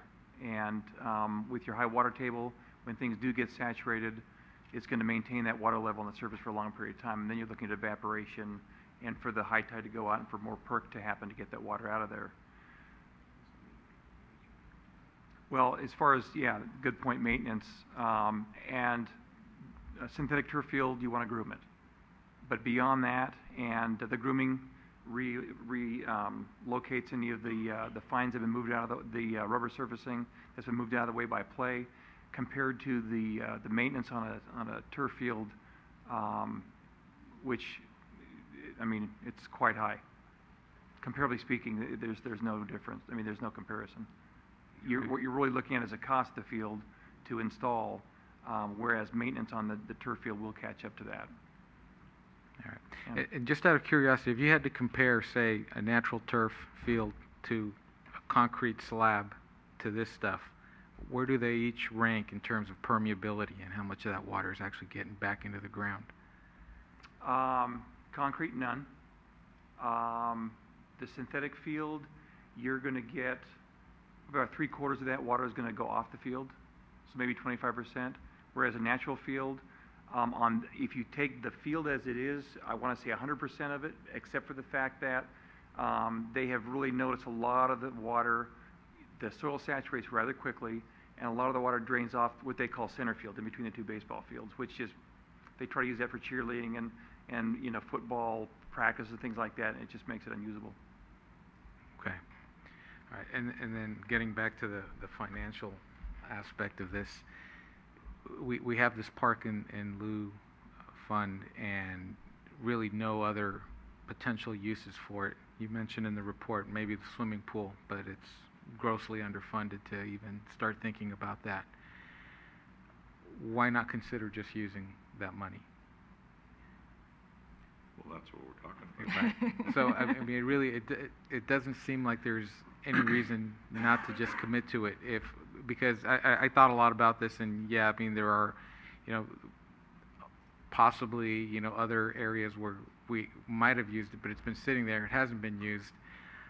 We could potentially put in a fee structure around the use of this field that could replenish a fund if we so decide to set it up that way, that could generate funds on an ongoing basis. And those funds would then not be restricted by our current regulations that surround park and lieu type fees. So maybe making that commitment is the right thing to do at this point. I'm just throwing that out there. Okay. Well, if I can interject, can we get a little refresher on what the restrictions are of using park and lieu fees? Because it's not just a general fund for using in park and rec. Right, that's facilities. correct. The Park and Lieu Fee Fund is a development impact fee that is collected from new projects that increase the need for parks and recreation type facilities. In general terms, those funds can only be used for capacity expanding types of projects that, again, expand the capacity and the opportunity for those development projects, the new residents, to be accommodated at parks and recreation facilities. That's in very general terms, the restriction. So they are not restricted for use as to types of facilities that they could be used for. So there is a fairly broad range types of uses that would be subject to the city council's own policy making. So to say that it might be used, potentially used to a new pool, that doesn't increase the usage of the pool. Expand the capacity. Expand the capacity. And the opportunity for use. It certainly could be used for for example, if you're talking about a pool, just as sort of a gross example, the utilization of the pool could be expanded both by its physical capacity as well as the types of programming that could be accommodated at that facility in a similar way to the assessment or the analysis that's been used in the potential deployment of the funds for expansion of the capacity of the field utilization. I mean, again, we're not building a new field per se, we're expanding the potential utility of that field, in this case for all-season play, for different types of play, for soccer and softball and baseball. So it's those types of considerations. So ask my colleagues. I mean, we're 1.9 million in the account right now, 1 million already earmarked towards this project, and a possibility of asking for another $500,000 to fund this project, and which leaves us with about 400,000. So the question is, what could that 400,000 leave us with? Or is there a $900,000 project that the city, might be looking towards? And I guess what I'm hearing is that it can't go towards repairing the rec center. It can't go towards repairing or improving other fields necessarily. Again, you'd have to make a careful assessment of the project on a case-by-case basis. I wouldn't say that it couldn't be used. We've used park and lieu fee funds for a variety of different types of projects throughout the community over the years. So without taking a look at the particular project, it would be difficult to either rule it in or out categorically. I think what's fair to say is that at the current time, there are no specifically identified projects that the City Council has either contemplated or that have been proposed for use of park and lieu fee funds. That said, there's always things that could and potentially should be receiving consideration, but it would be, as you indicate, a fairly small amount of money, particularly when you stack that against another community priority, which is the swimming pool.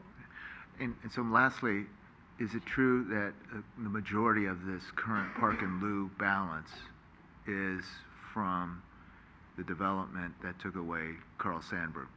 That is correct. To the chair, just so I'm clear too. So park and lieu fees could cover the pool because you could extend its usefulness and offer more programs and activities. Is that a possibility? That's my understanding based on a very cursory analysis, yes.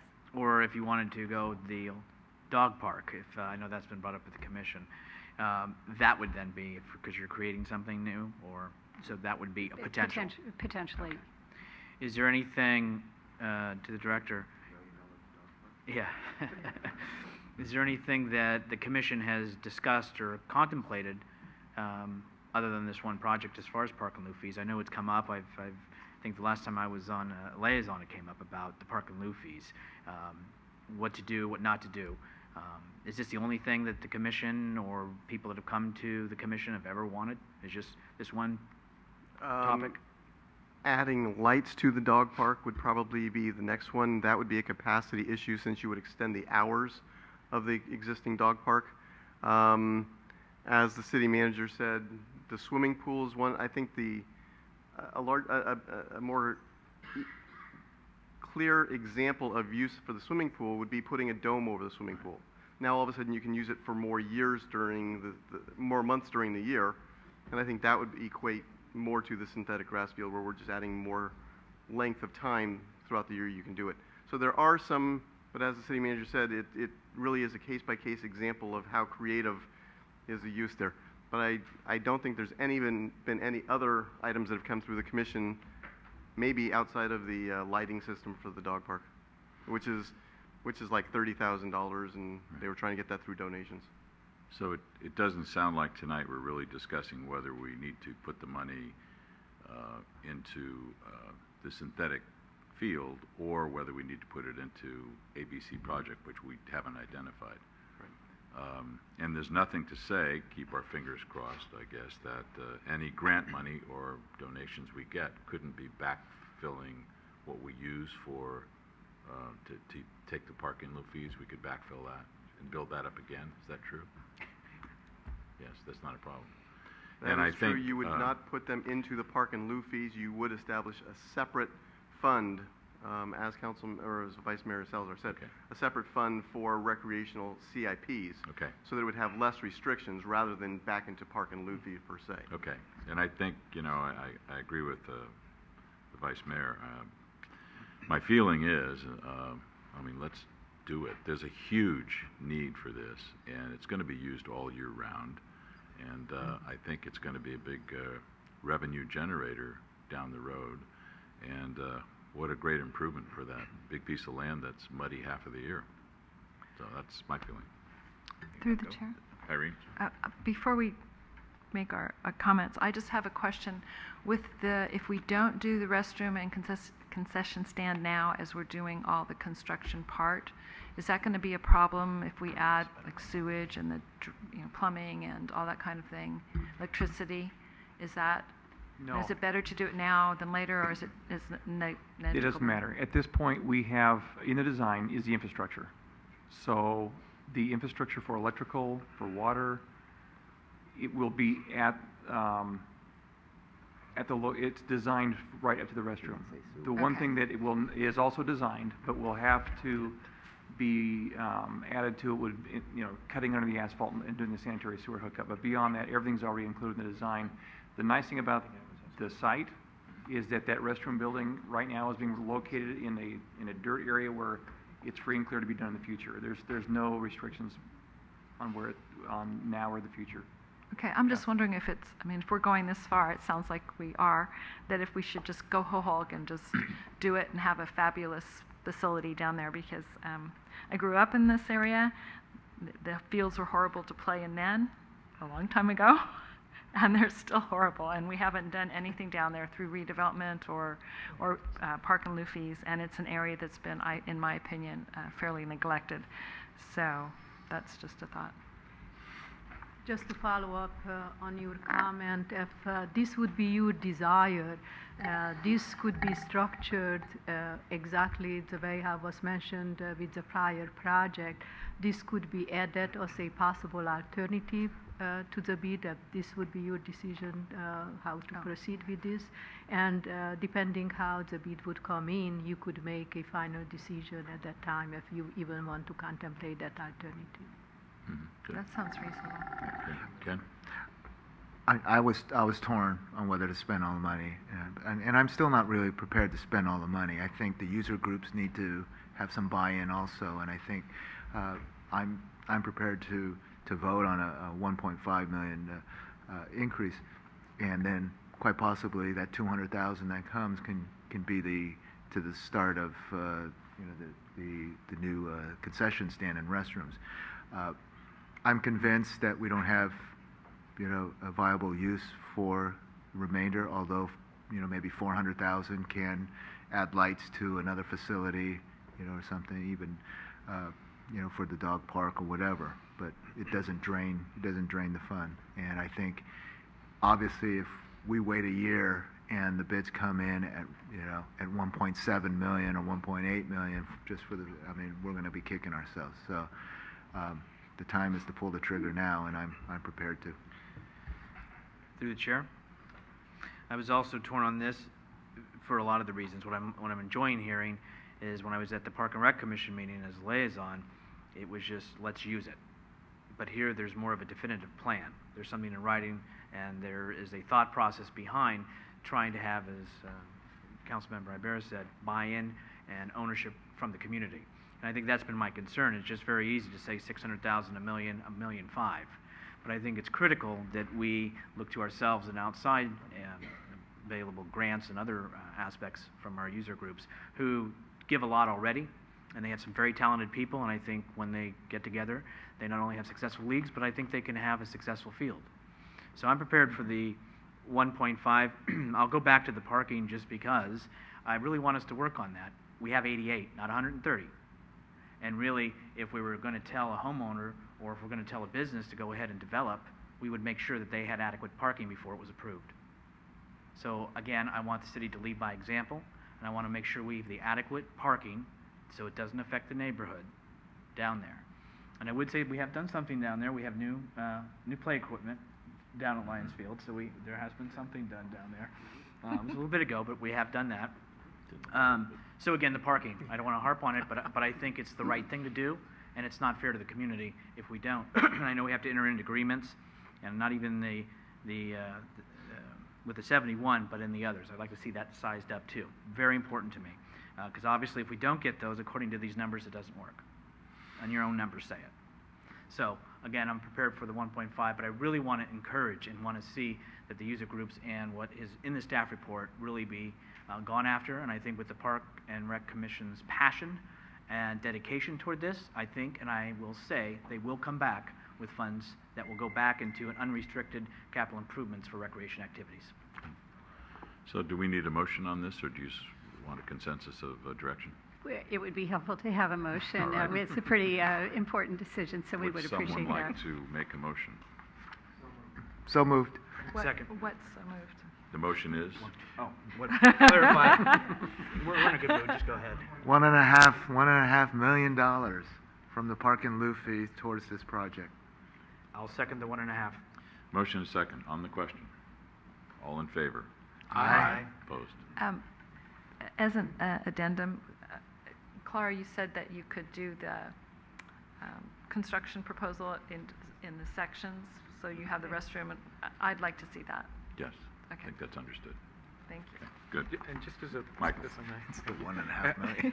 Just as a point of clarification, if at some point one or more of the grants are granted and we get that money, would then, I imagine that because of the way we write the grant, that money has to be used for this project, and then we would not use the park and lieu funds, and those would remain intact, rather than us saying, we're spending this money now, let's replenish some other fund.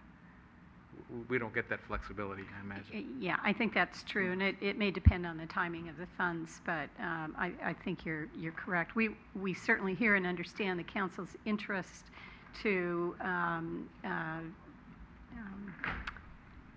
achieve a situation of maximum flexibility in the use of funds that may come into the city's possession, and we will certainly do that. I think there are a lot of moving pieces here that would need to be evaluated before we could say for certain whether that could be accomplished immediately. Okay, thank you. Okay, great. Item 10D, adopt a resolution approving a construction budget of $1,170,000 for the El Camino Real Medians Upgrade Project, authorizing the city manager to execute a construction contract with J.J. Nguyen, Inc. in the amount of $808,170, and authorizing the city manager to execute a sponsor agreement with the California Conservation Corps in the amount of $145,000 and appropriating $320,000 in additional funding from the Redevelopment Agency Capital Fund. Yes, that's good. Well, wait. Safe to take that off. Yeah. Yeah, you're good with that.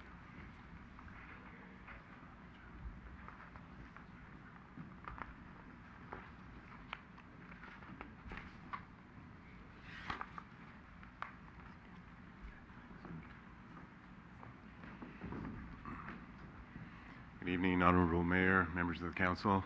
My name is Will Anderson, Staff Engineer, Public Services Engineering, and I'm here to present the El Camino Real Medians Upgrade Project. Overall, this project is a continued implementation of median work that's previously occurred on El Camino Real. Within San Bruno city limits, El Camino Real has 16 landscape medians, and we recently completed a previous phase along El Camino that completed 6 of those medians.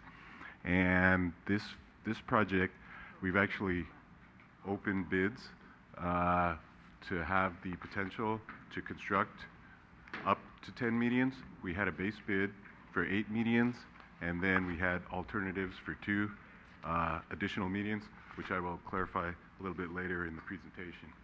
The scope of the work is pretty much to remove existing landscaping, install new landscaping, and update irrigation to more water conservative friendly measures, and the existing hardscaping along the top of the medians will also be replaced.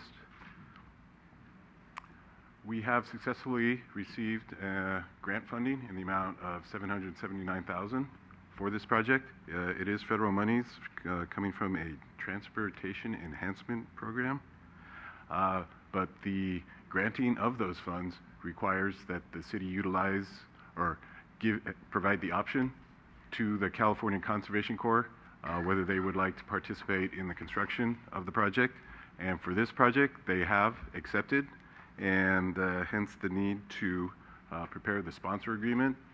The scope of the work to be scope of the construction work to be performed by the California Conservation Corps consists of planting and installing mulch. The cost for the CCC to perform this work is above and beyond the base bid or the construction contract amount. And as far as what's been constructed to date and what we have the potential to construct with this project, we've kind of delineated all 16 medians within El Camino Real, within San Bruno city limits.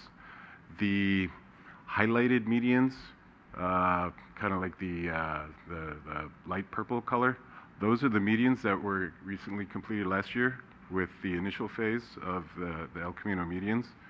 The remaining unhighlighted numbers are the medians that we have received bids on, including alternates on medians 7 and 8, which kind of straddle both sides of the San Bruno Avenue intersection.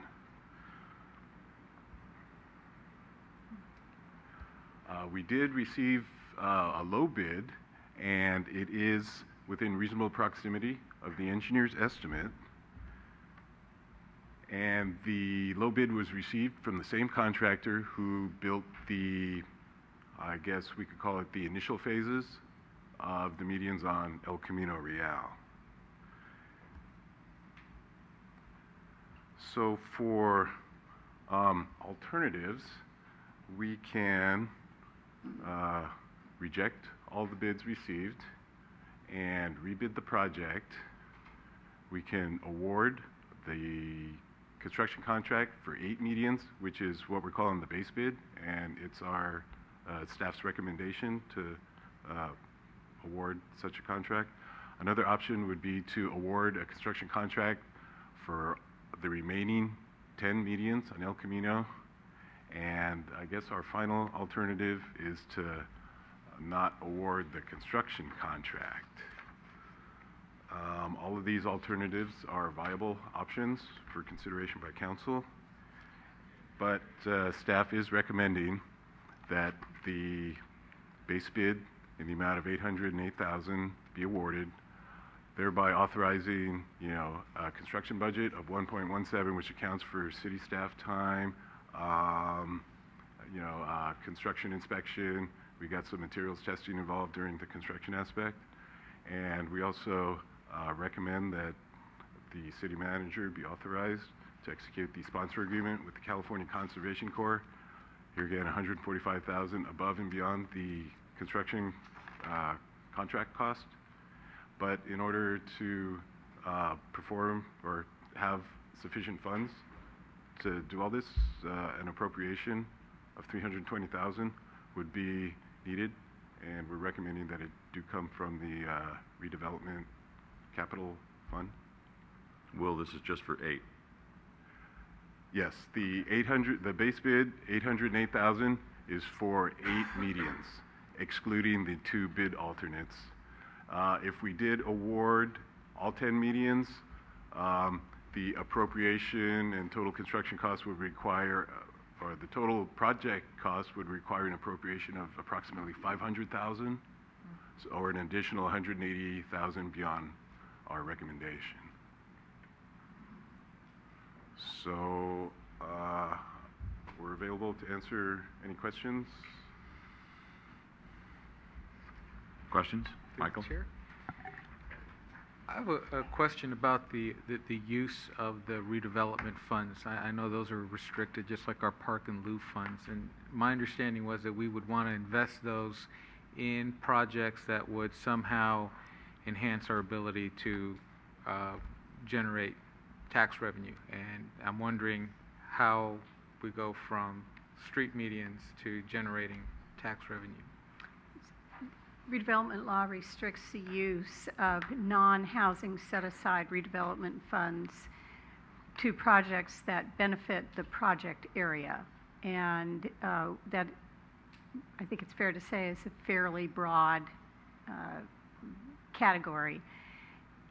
It is the agency board's ability to determine then within that basic construct whether you wish to make a priority or to limit expenditures to those projects which provide direct development enhancement opportunity for private development to occur, such as supporting a project at the crossing or in some other location within the project area itself. That said, it has been this agency's practice to consider use of redevelopment funds in a variety of previous situations for similar types of capital projects. I believe there were redevelopment funds used in the construction of the first 5 medians that were completed on El Camino Real approximately a year and a half ago. The theory there in terms of benefit to the project area and revenue generation is that a more attractive, more easy to travel downtown core or central part of the community makes it more inviting for new development to occur, for customers or for individuals to access those developments, and it is fundamentally part of the redevelopment purpose to provide infrastructure that supports development. So it is certainly clearly within the realm of what redevelopment funds can be used for, and again, that whether that is this agency's priority is really up to your policy making. Okay. Anyone else? Well, I'd just like to say that this is, it's not the final piece, but it's the final piece of the major corridors, which is San Bruno Avenue and El Camino. And I think the results have been noticeable. And I think the grant and redevelopment funds are well used here, and so I'm prepared to be in favor of it.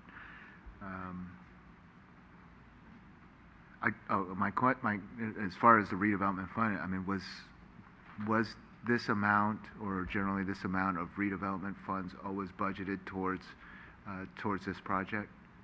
Was that part of the estimate or part of the funding? The request tonight is for consideration of an additional $320,000 of redevelopment funds to be applied to the project. There is already, I believe it's $200,000 in the project budget that is from the redevelopment fund along with the grant fund. Well, I guess my question is when this project was estimated, and there was an engineer's estimate and things, and then you took into account a grant, and obviously you're taking into account, now this other agreement with the Corps. But did it come up that there was $300,000 shortfall, or is this? The bid came back higher, is close to engineering estimate, that yes, this proposed cost and for you to consider is higher than our engineering estimate was. When the department went out for this bid was the general assumption that the available funding will be at least close to be enough to build those 8 medians. And the bid price came back higher than was the engineering estimate. Okay, and so another way to ask it is the pricing in line with the previous project or previous projects? Or is this an anomaly that is just a few $100,000 more than what we expected? It is a little bit higher than how was our expectation. How I said was our expectation that we'll be closer to the available budget. For some reason, even our first, the prior phase, the bids came out a little bit higher than how our expectation was, but still in a certain close enough to engineering estimate, and with the cost of the prior phase, it's a little bit higher, but not it's not much higher than the initial phase was. I am correct?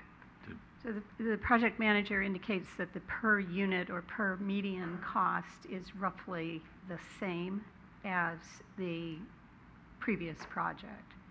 So while the bids came in higher than the engineer's estimate for the total project, the contractor, and it's the same contractor, is at or about the same cost in linear feet or per median as we experienced with the previous project. Did the Conservation Corps skew this by $145,000 too? I don't think so. That was already included, in our specification and was the bidder's expectation that they will include in their proposal. We didn't have that requirement for the first 4, right? No, you are absolutely right. So when the grant was made for X number of dollars, $700 and something thousand, but we had to add another $145,000 to get them involved. Is that correct? No?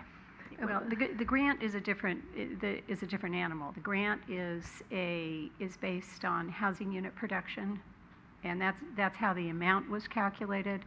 The way that it was awarded through the MTC process ends up having that additional requirement attached to it. But it was originally calculated based on housing unit production.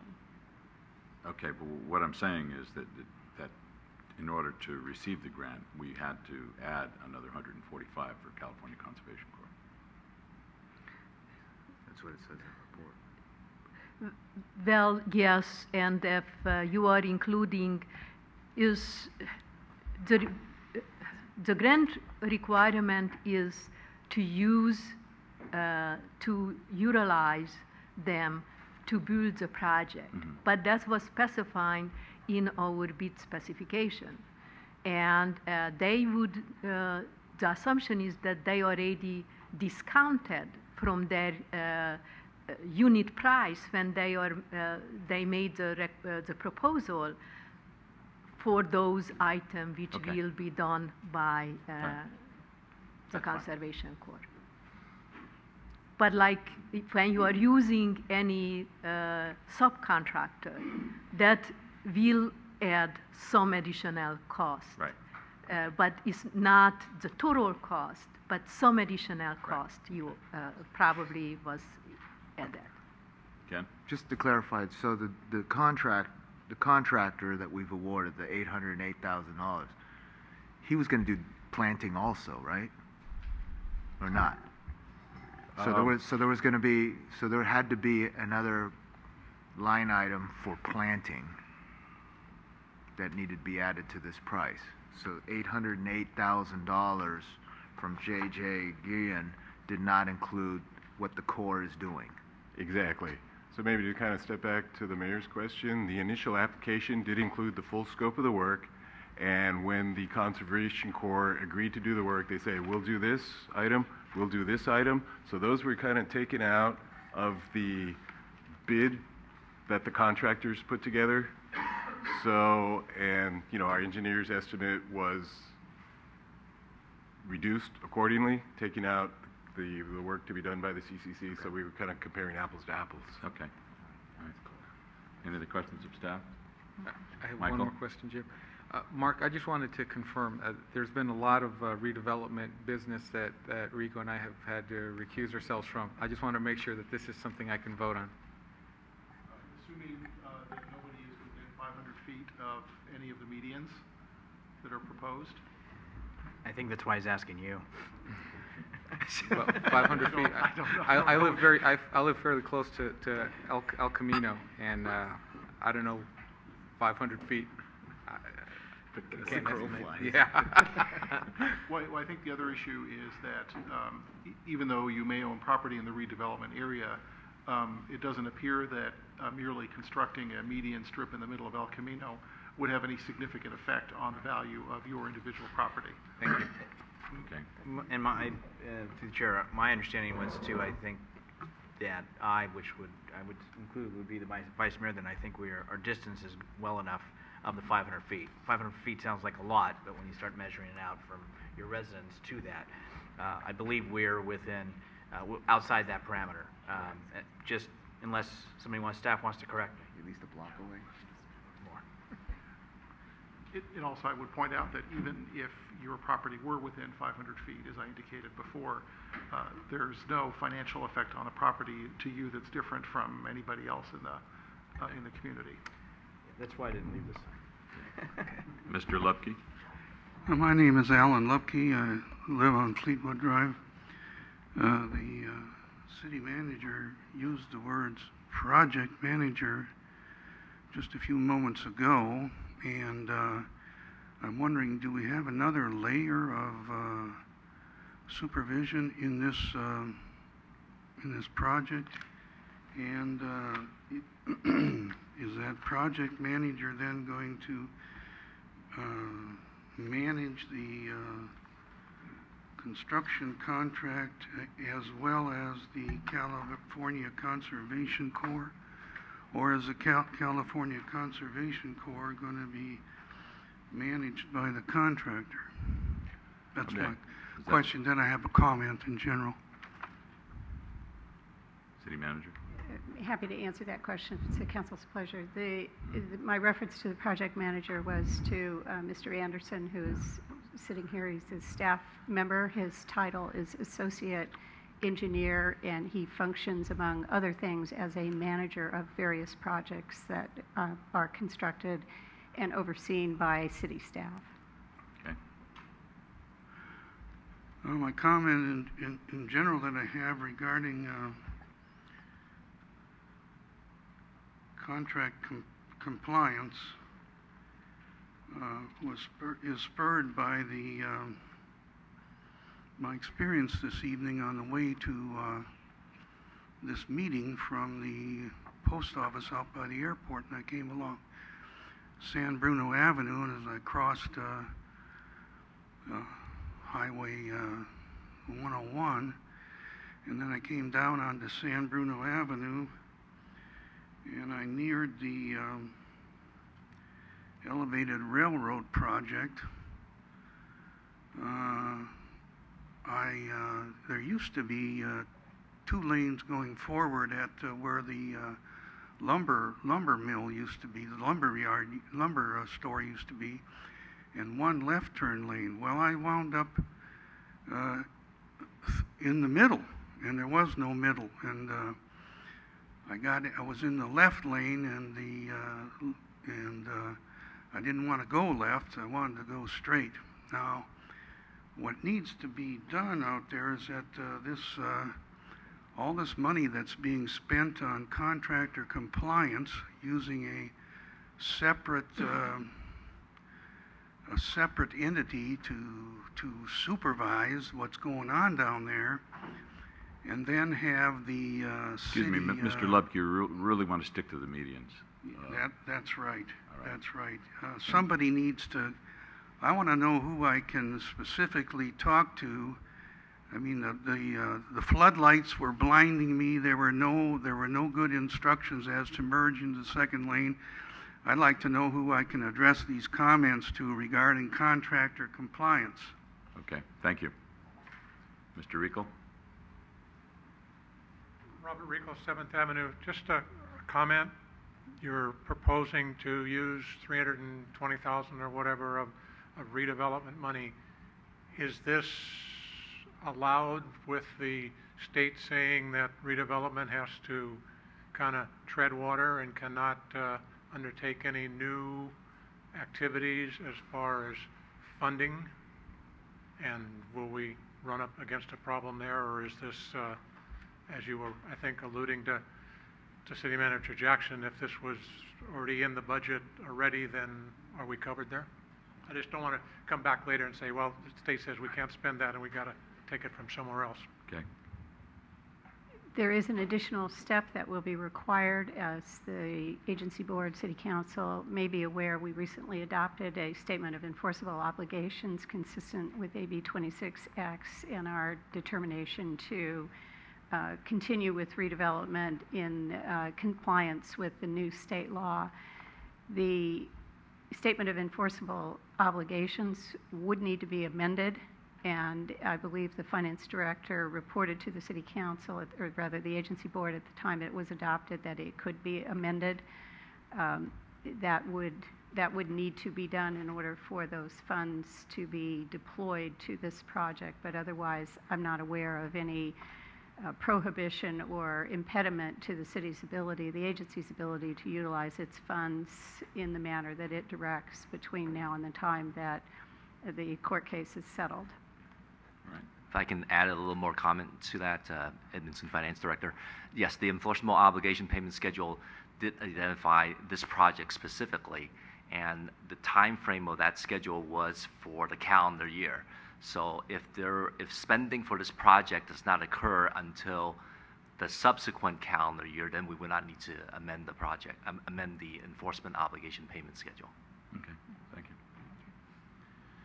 All right, any other discussion or action?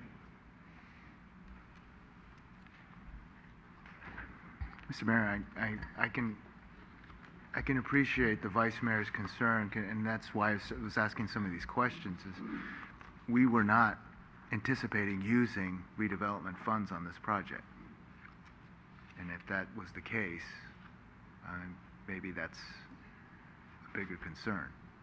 We were anticipating using some redevelopment funds for this project, and they have already been budgeted.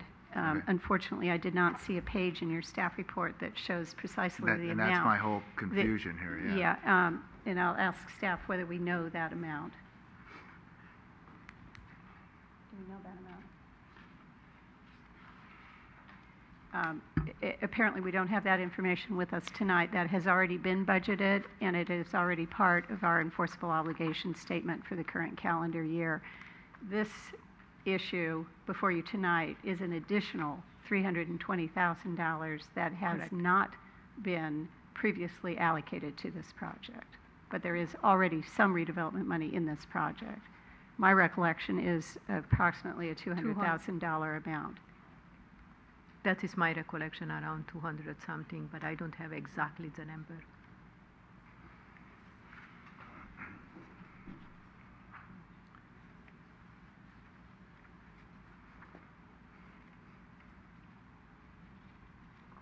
Any more discussion or action? Through the chair, I share the questions on both sides. The only thing is, where I'm concerned is that we've already started the project, and obviously we can't stop midway. And we have to continue the continuity and the improvements to our community. But I'm just, I'm sharing both sides as far as the questions and comments and the estimates that came forward.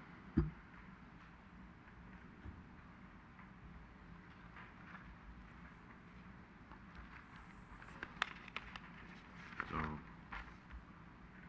All right, let's do it. What's your pleasure? I'm going to introduce the resolution, and I'm going to have a caveat here, is that these things have been very detailed and laid out in the past, and it was very clear where the money was coming from and where the money had been broken down in various funds and things. And for some reason, I didn't have that comfort tonight. I just felt that there was a shortfall, and it was okay. Let's grab some more from redevelopment. And I mean, I probably would have felt a lot better if we said, okay, we've got $10 million in redevelopment and 320,000 isn't going to make a big difference. So, but I'm committed to this project, and I think previous administrations have been, and it is a worthwhile project for this community, and I'm going to introduce the resolution for adoption. Councilmember Ibarra. Aye. Councilmember O'Connell. Aye. Councilmember Medina. Aye. Vice Mayor Salazar. Aye. Mayor Ruane. Aye. Okay, we have two more quick items. 10E, adopt a resolution or adopt resolutions authorizing the city manager to execute contracts for engineering and surveying services for the Crestmore Glenview Neighborhood Reconstruction Project for a total of $172,671.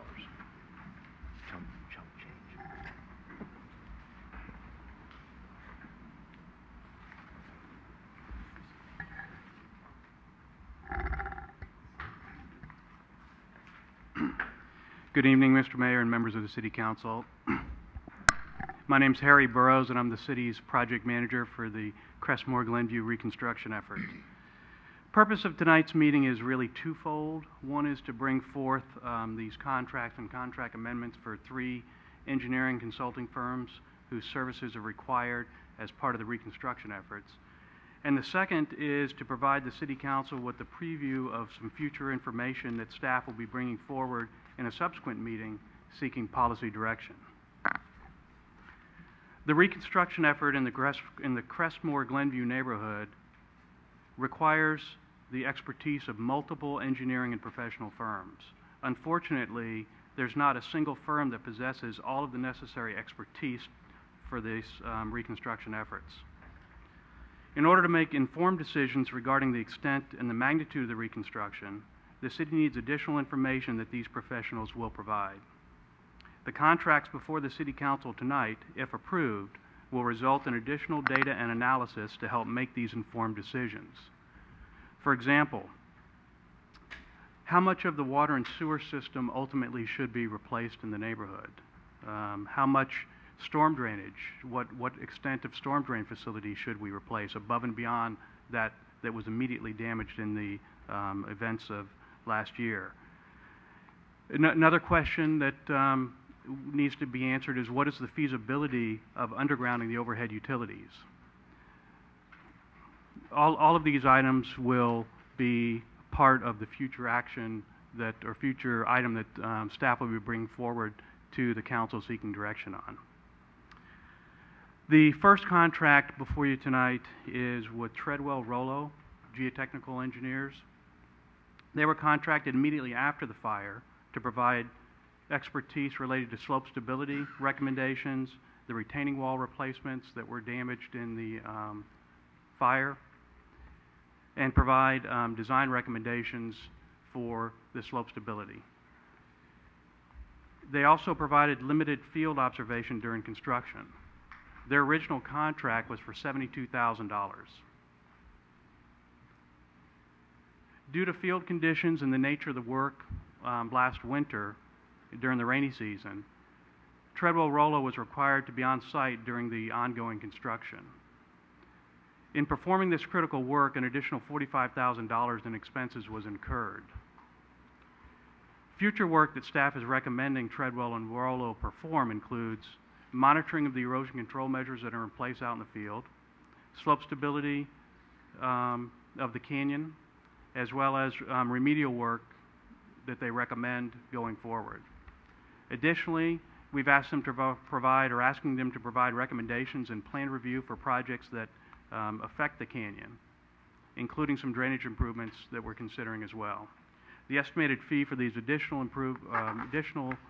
work we're asking for is $20,500, which brings a total contract amendment to about $65,500. Staff recommends that the council approve this contract amendment. The second contract before you tonight is with Wilsey & Ham. They are surveying and engineering firm. Wilsey & Ham initially provided surveying services in the damaged areas immediately after the fire and after the demolition work occurred. That information was important. It provided topographical information for the folks that are rebuilding their homes, as well as reestablishment of the property corners that are out there. This drawing that I'm showing now indicates the extent of the original Wilsey & Ham topographic mapping effort. It was limited to this area because at the time this was where the impacts were, and we weren't really thinking beyond that in terms of looking at additional improvements and additional feasibility of improvements to be constructed out there. It's important going forward in terms of that feasibility analysis because the topographical information provides the base map that we use for the ongoing analysis. So staff is recommending that contract be executed with Wilsey & Ham in the amount of $40,600 to perform this additional surveying work. I'm sorry, before we go off the slide, can you, you said the area is indicated here, but which color did you say indicates? I'm sorry, the area that's outlined roughly in yellow here. Okay. So that's the area of their original survey effort. And the proposed area is the entire The proposed area would include all the way up to Sneath and all the way down to San Bruno Avenue. Thank you. And then the third contract before you this evening is with Power Systems Design. They're an electrical engineering and dry utility consulting firm. Staff sought proposals from 3 dry utility consultants for this work. The work involves performing feasibility analysis for the undergrounding of the overhead utilities, as well as streetlight design services. The firms that we saw proposals from included Giacalone Associates and RGA Utility Consulting. Staff determined that Power Systems Design was the most qualified firm for the work. The feasibility analysis will include looking at not only costs, but also logistics and the impacts. Impacts to the residents, impacts to the streets, impacts to other utilities, the overall costs, as well as a summary of the advantages and disadvantages of performing this underground work. The results of the feasibility analysis will give staff information to make recommendations to you, the City Council, regarding full or partial undergrounding of these utilities. The second part of their proposal is to perform design of the replacement streetlight systems should Council direct staff to proceed with this work. And what this work would involve would be a replacement of the entire streetlight system within the whole neighborhood. And I think as everyone is aware, the existing system that's out there is an old series system. It's plagued with maintenance and frequent malfunction issues. So a new system would be much more reliable and much more energy efficient. The third aspect of their contract is to actually perform the undergrounding work in its entirety, the design work. That portion of it, staff is not recommending that we go forward with at this point in time. We're recommending that just the feasibility analysis and the streetlight design be a part of the contract that gets approved this evening. And that is a dollar amount of $66,500. And as I stated previously, sometime within the next 60 days or so, staff will be returning to the council to present a summary of recommendations for infrastructure rebuilding, including incorporating and factoring in the information from these firms. It will also include a listing of issues that we'll seek policy direction from the council on, as well as budget and timing impacts of those recommendations. And with that, I will open it up to questions. Any questions of staff? I'm just assuming that this is, really pressing right now, that we have to make a determination. You have to get these studies so that if we decide to do the undergrounding, we probably want to do that right away. Yeah, the undergrounding. Sooner than later. Yeah. The undergrounding obviously involves putting additional conduits and utilities within the streets that we're trying to shoehorn a lot of other potential utilities in as well. So understanding whether we want to proceed with the undergrounding is a critical decision to be made sooner than later. And we don't want to improve the streets and all the infrastructure, surface infrastructure, and then open it up again. That is later on. correct. Any other questions or action? Actually, I do have some questions. Michael? I was wondering if maybe you could briefly explain a little bit about the variance in the Treadwell and Rollo contract, because that was a pretty significant variance over the original budget. So maybe just expand a little bit on what's in the report. Well, maybe I'll defer that question to you, Clara.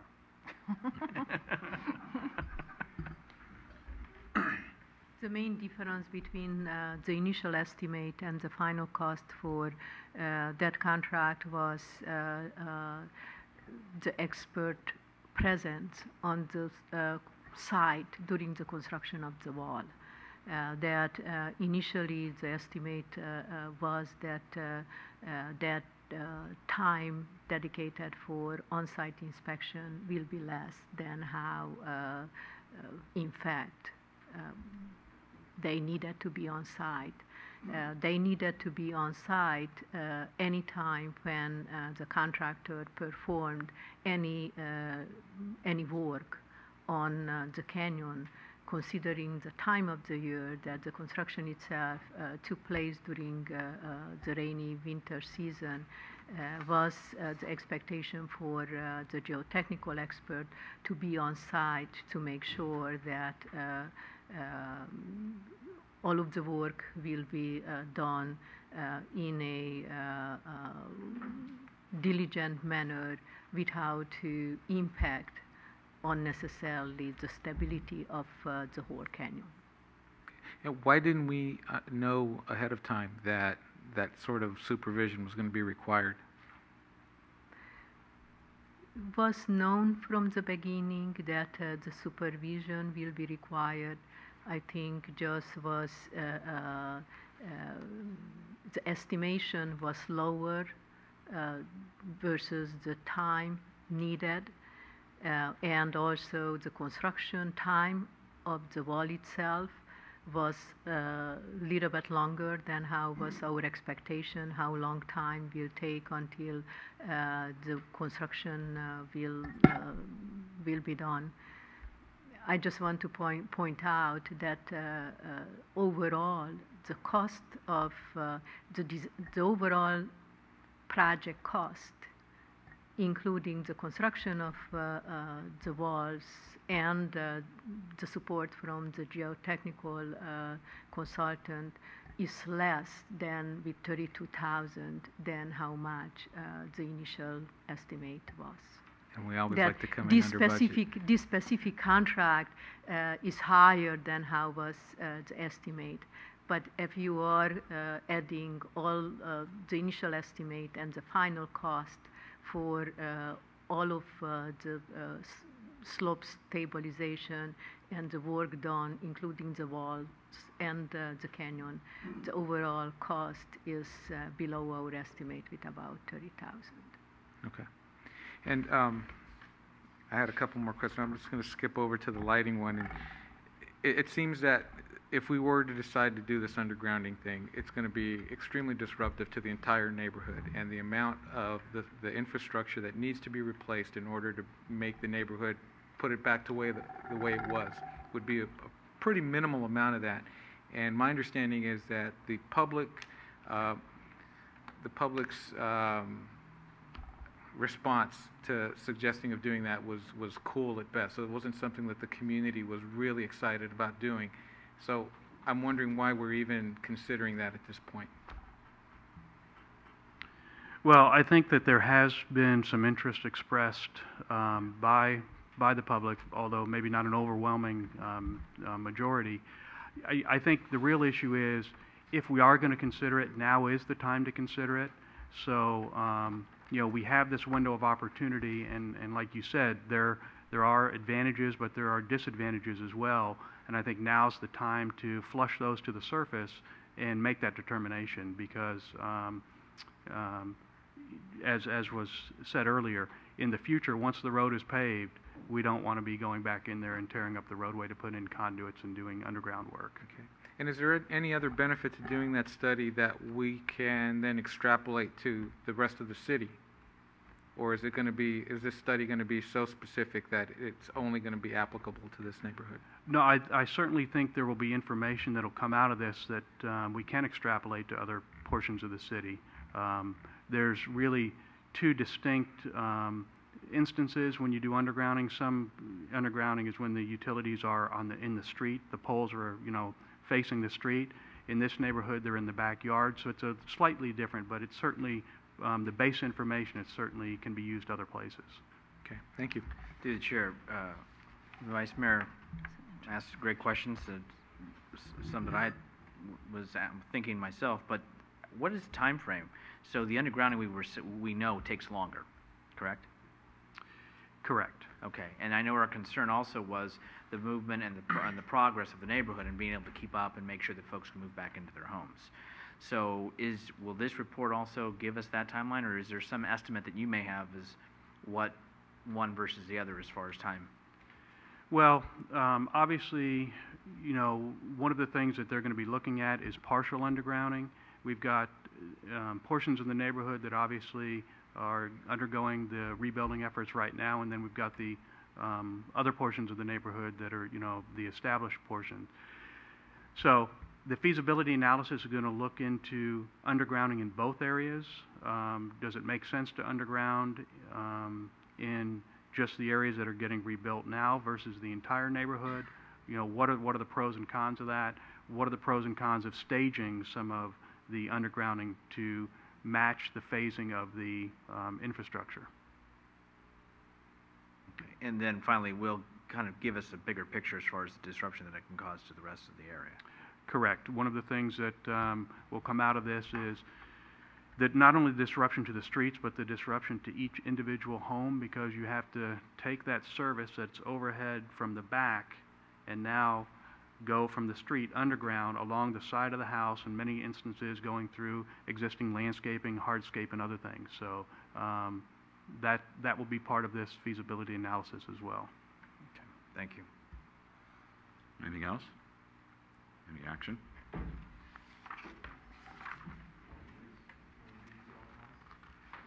I'd like to introduce a resolution to approve all three contracts.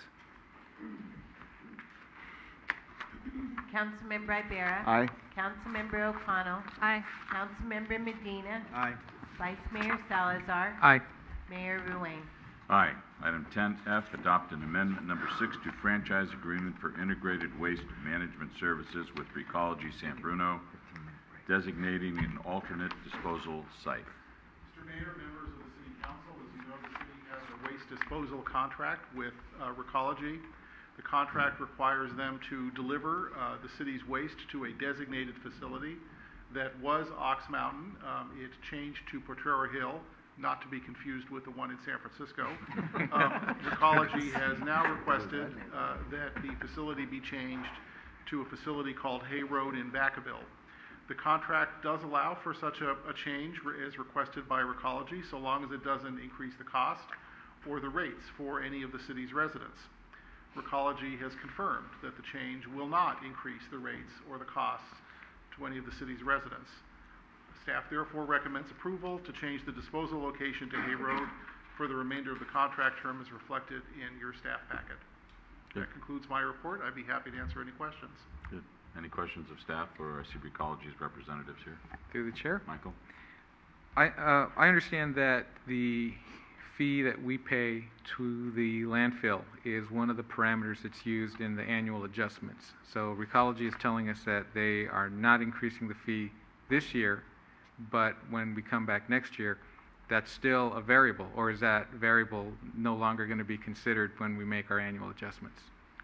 We can have the Recology representative respond if she doesn't like my answer.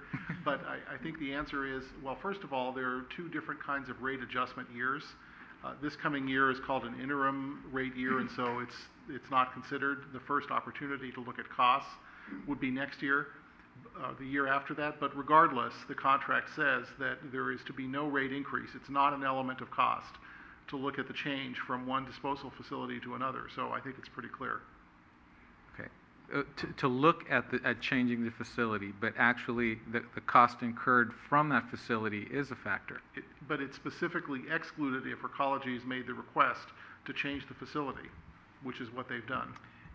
But couldn't they then say, we want to raise the fee to anyone who dumps in our site, so we have to pay ourselves a higher fee? I mean, that's an option, right?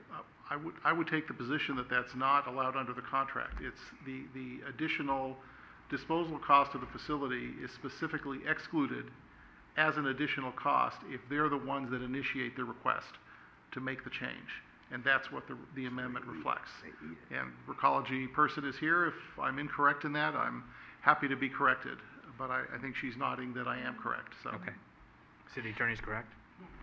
Okay, because the Vice Mayor's in past, that fees were raised because of the increased cost of landfill. And so rates were increased for that. And so I understand the Vice Mayor's comment or question, so I appreciate that clarification. So I think just to quickly make sure that we all understand each other, that likely occurred during the course of the contract that Recology had with the prior disposal facilities. Yes. And so those costs over the course of each of those contracts did increase during the course of the contract. What Recology has told us now is the cost will not increase as a result of their request to change the facility. Even if their costs increase as owners of that new facility? That is correct. Okay, thank you. Anything else? Anything else? Well, this is Action. I think this is the one item that isn't costing us anything tonight. So. Oh, let's do $1 million or something. I'll go ahead and introduce adopt the amendment. Introduce the resolution. Thank you. All right, took my glasses off. Resolution? Thank you, Carol. Introduce the Councilmember Medina. Aye. Councilmember Ibarra. Aye. Councilmember O'Connell. Aye. Vice Mayor Salazar. Aye. Mayor Ruane. Aye. We already did item number 11, Board of Commissions, Boards, and Committees. Item 12, comments from council members. Anyone have a comment to make? Item 13, we are going into closed session, conference with legal counsel, anticipated litigation, Government Code Section 54956.9B, 2 cases. And we won't have anything to report, so this meeting is adjourned until October 25th, right here at the Senior Center.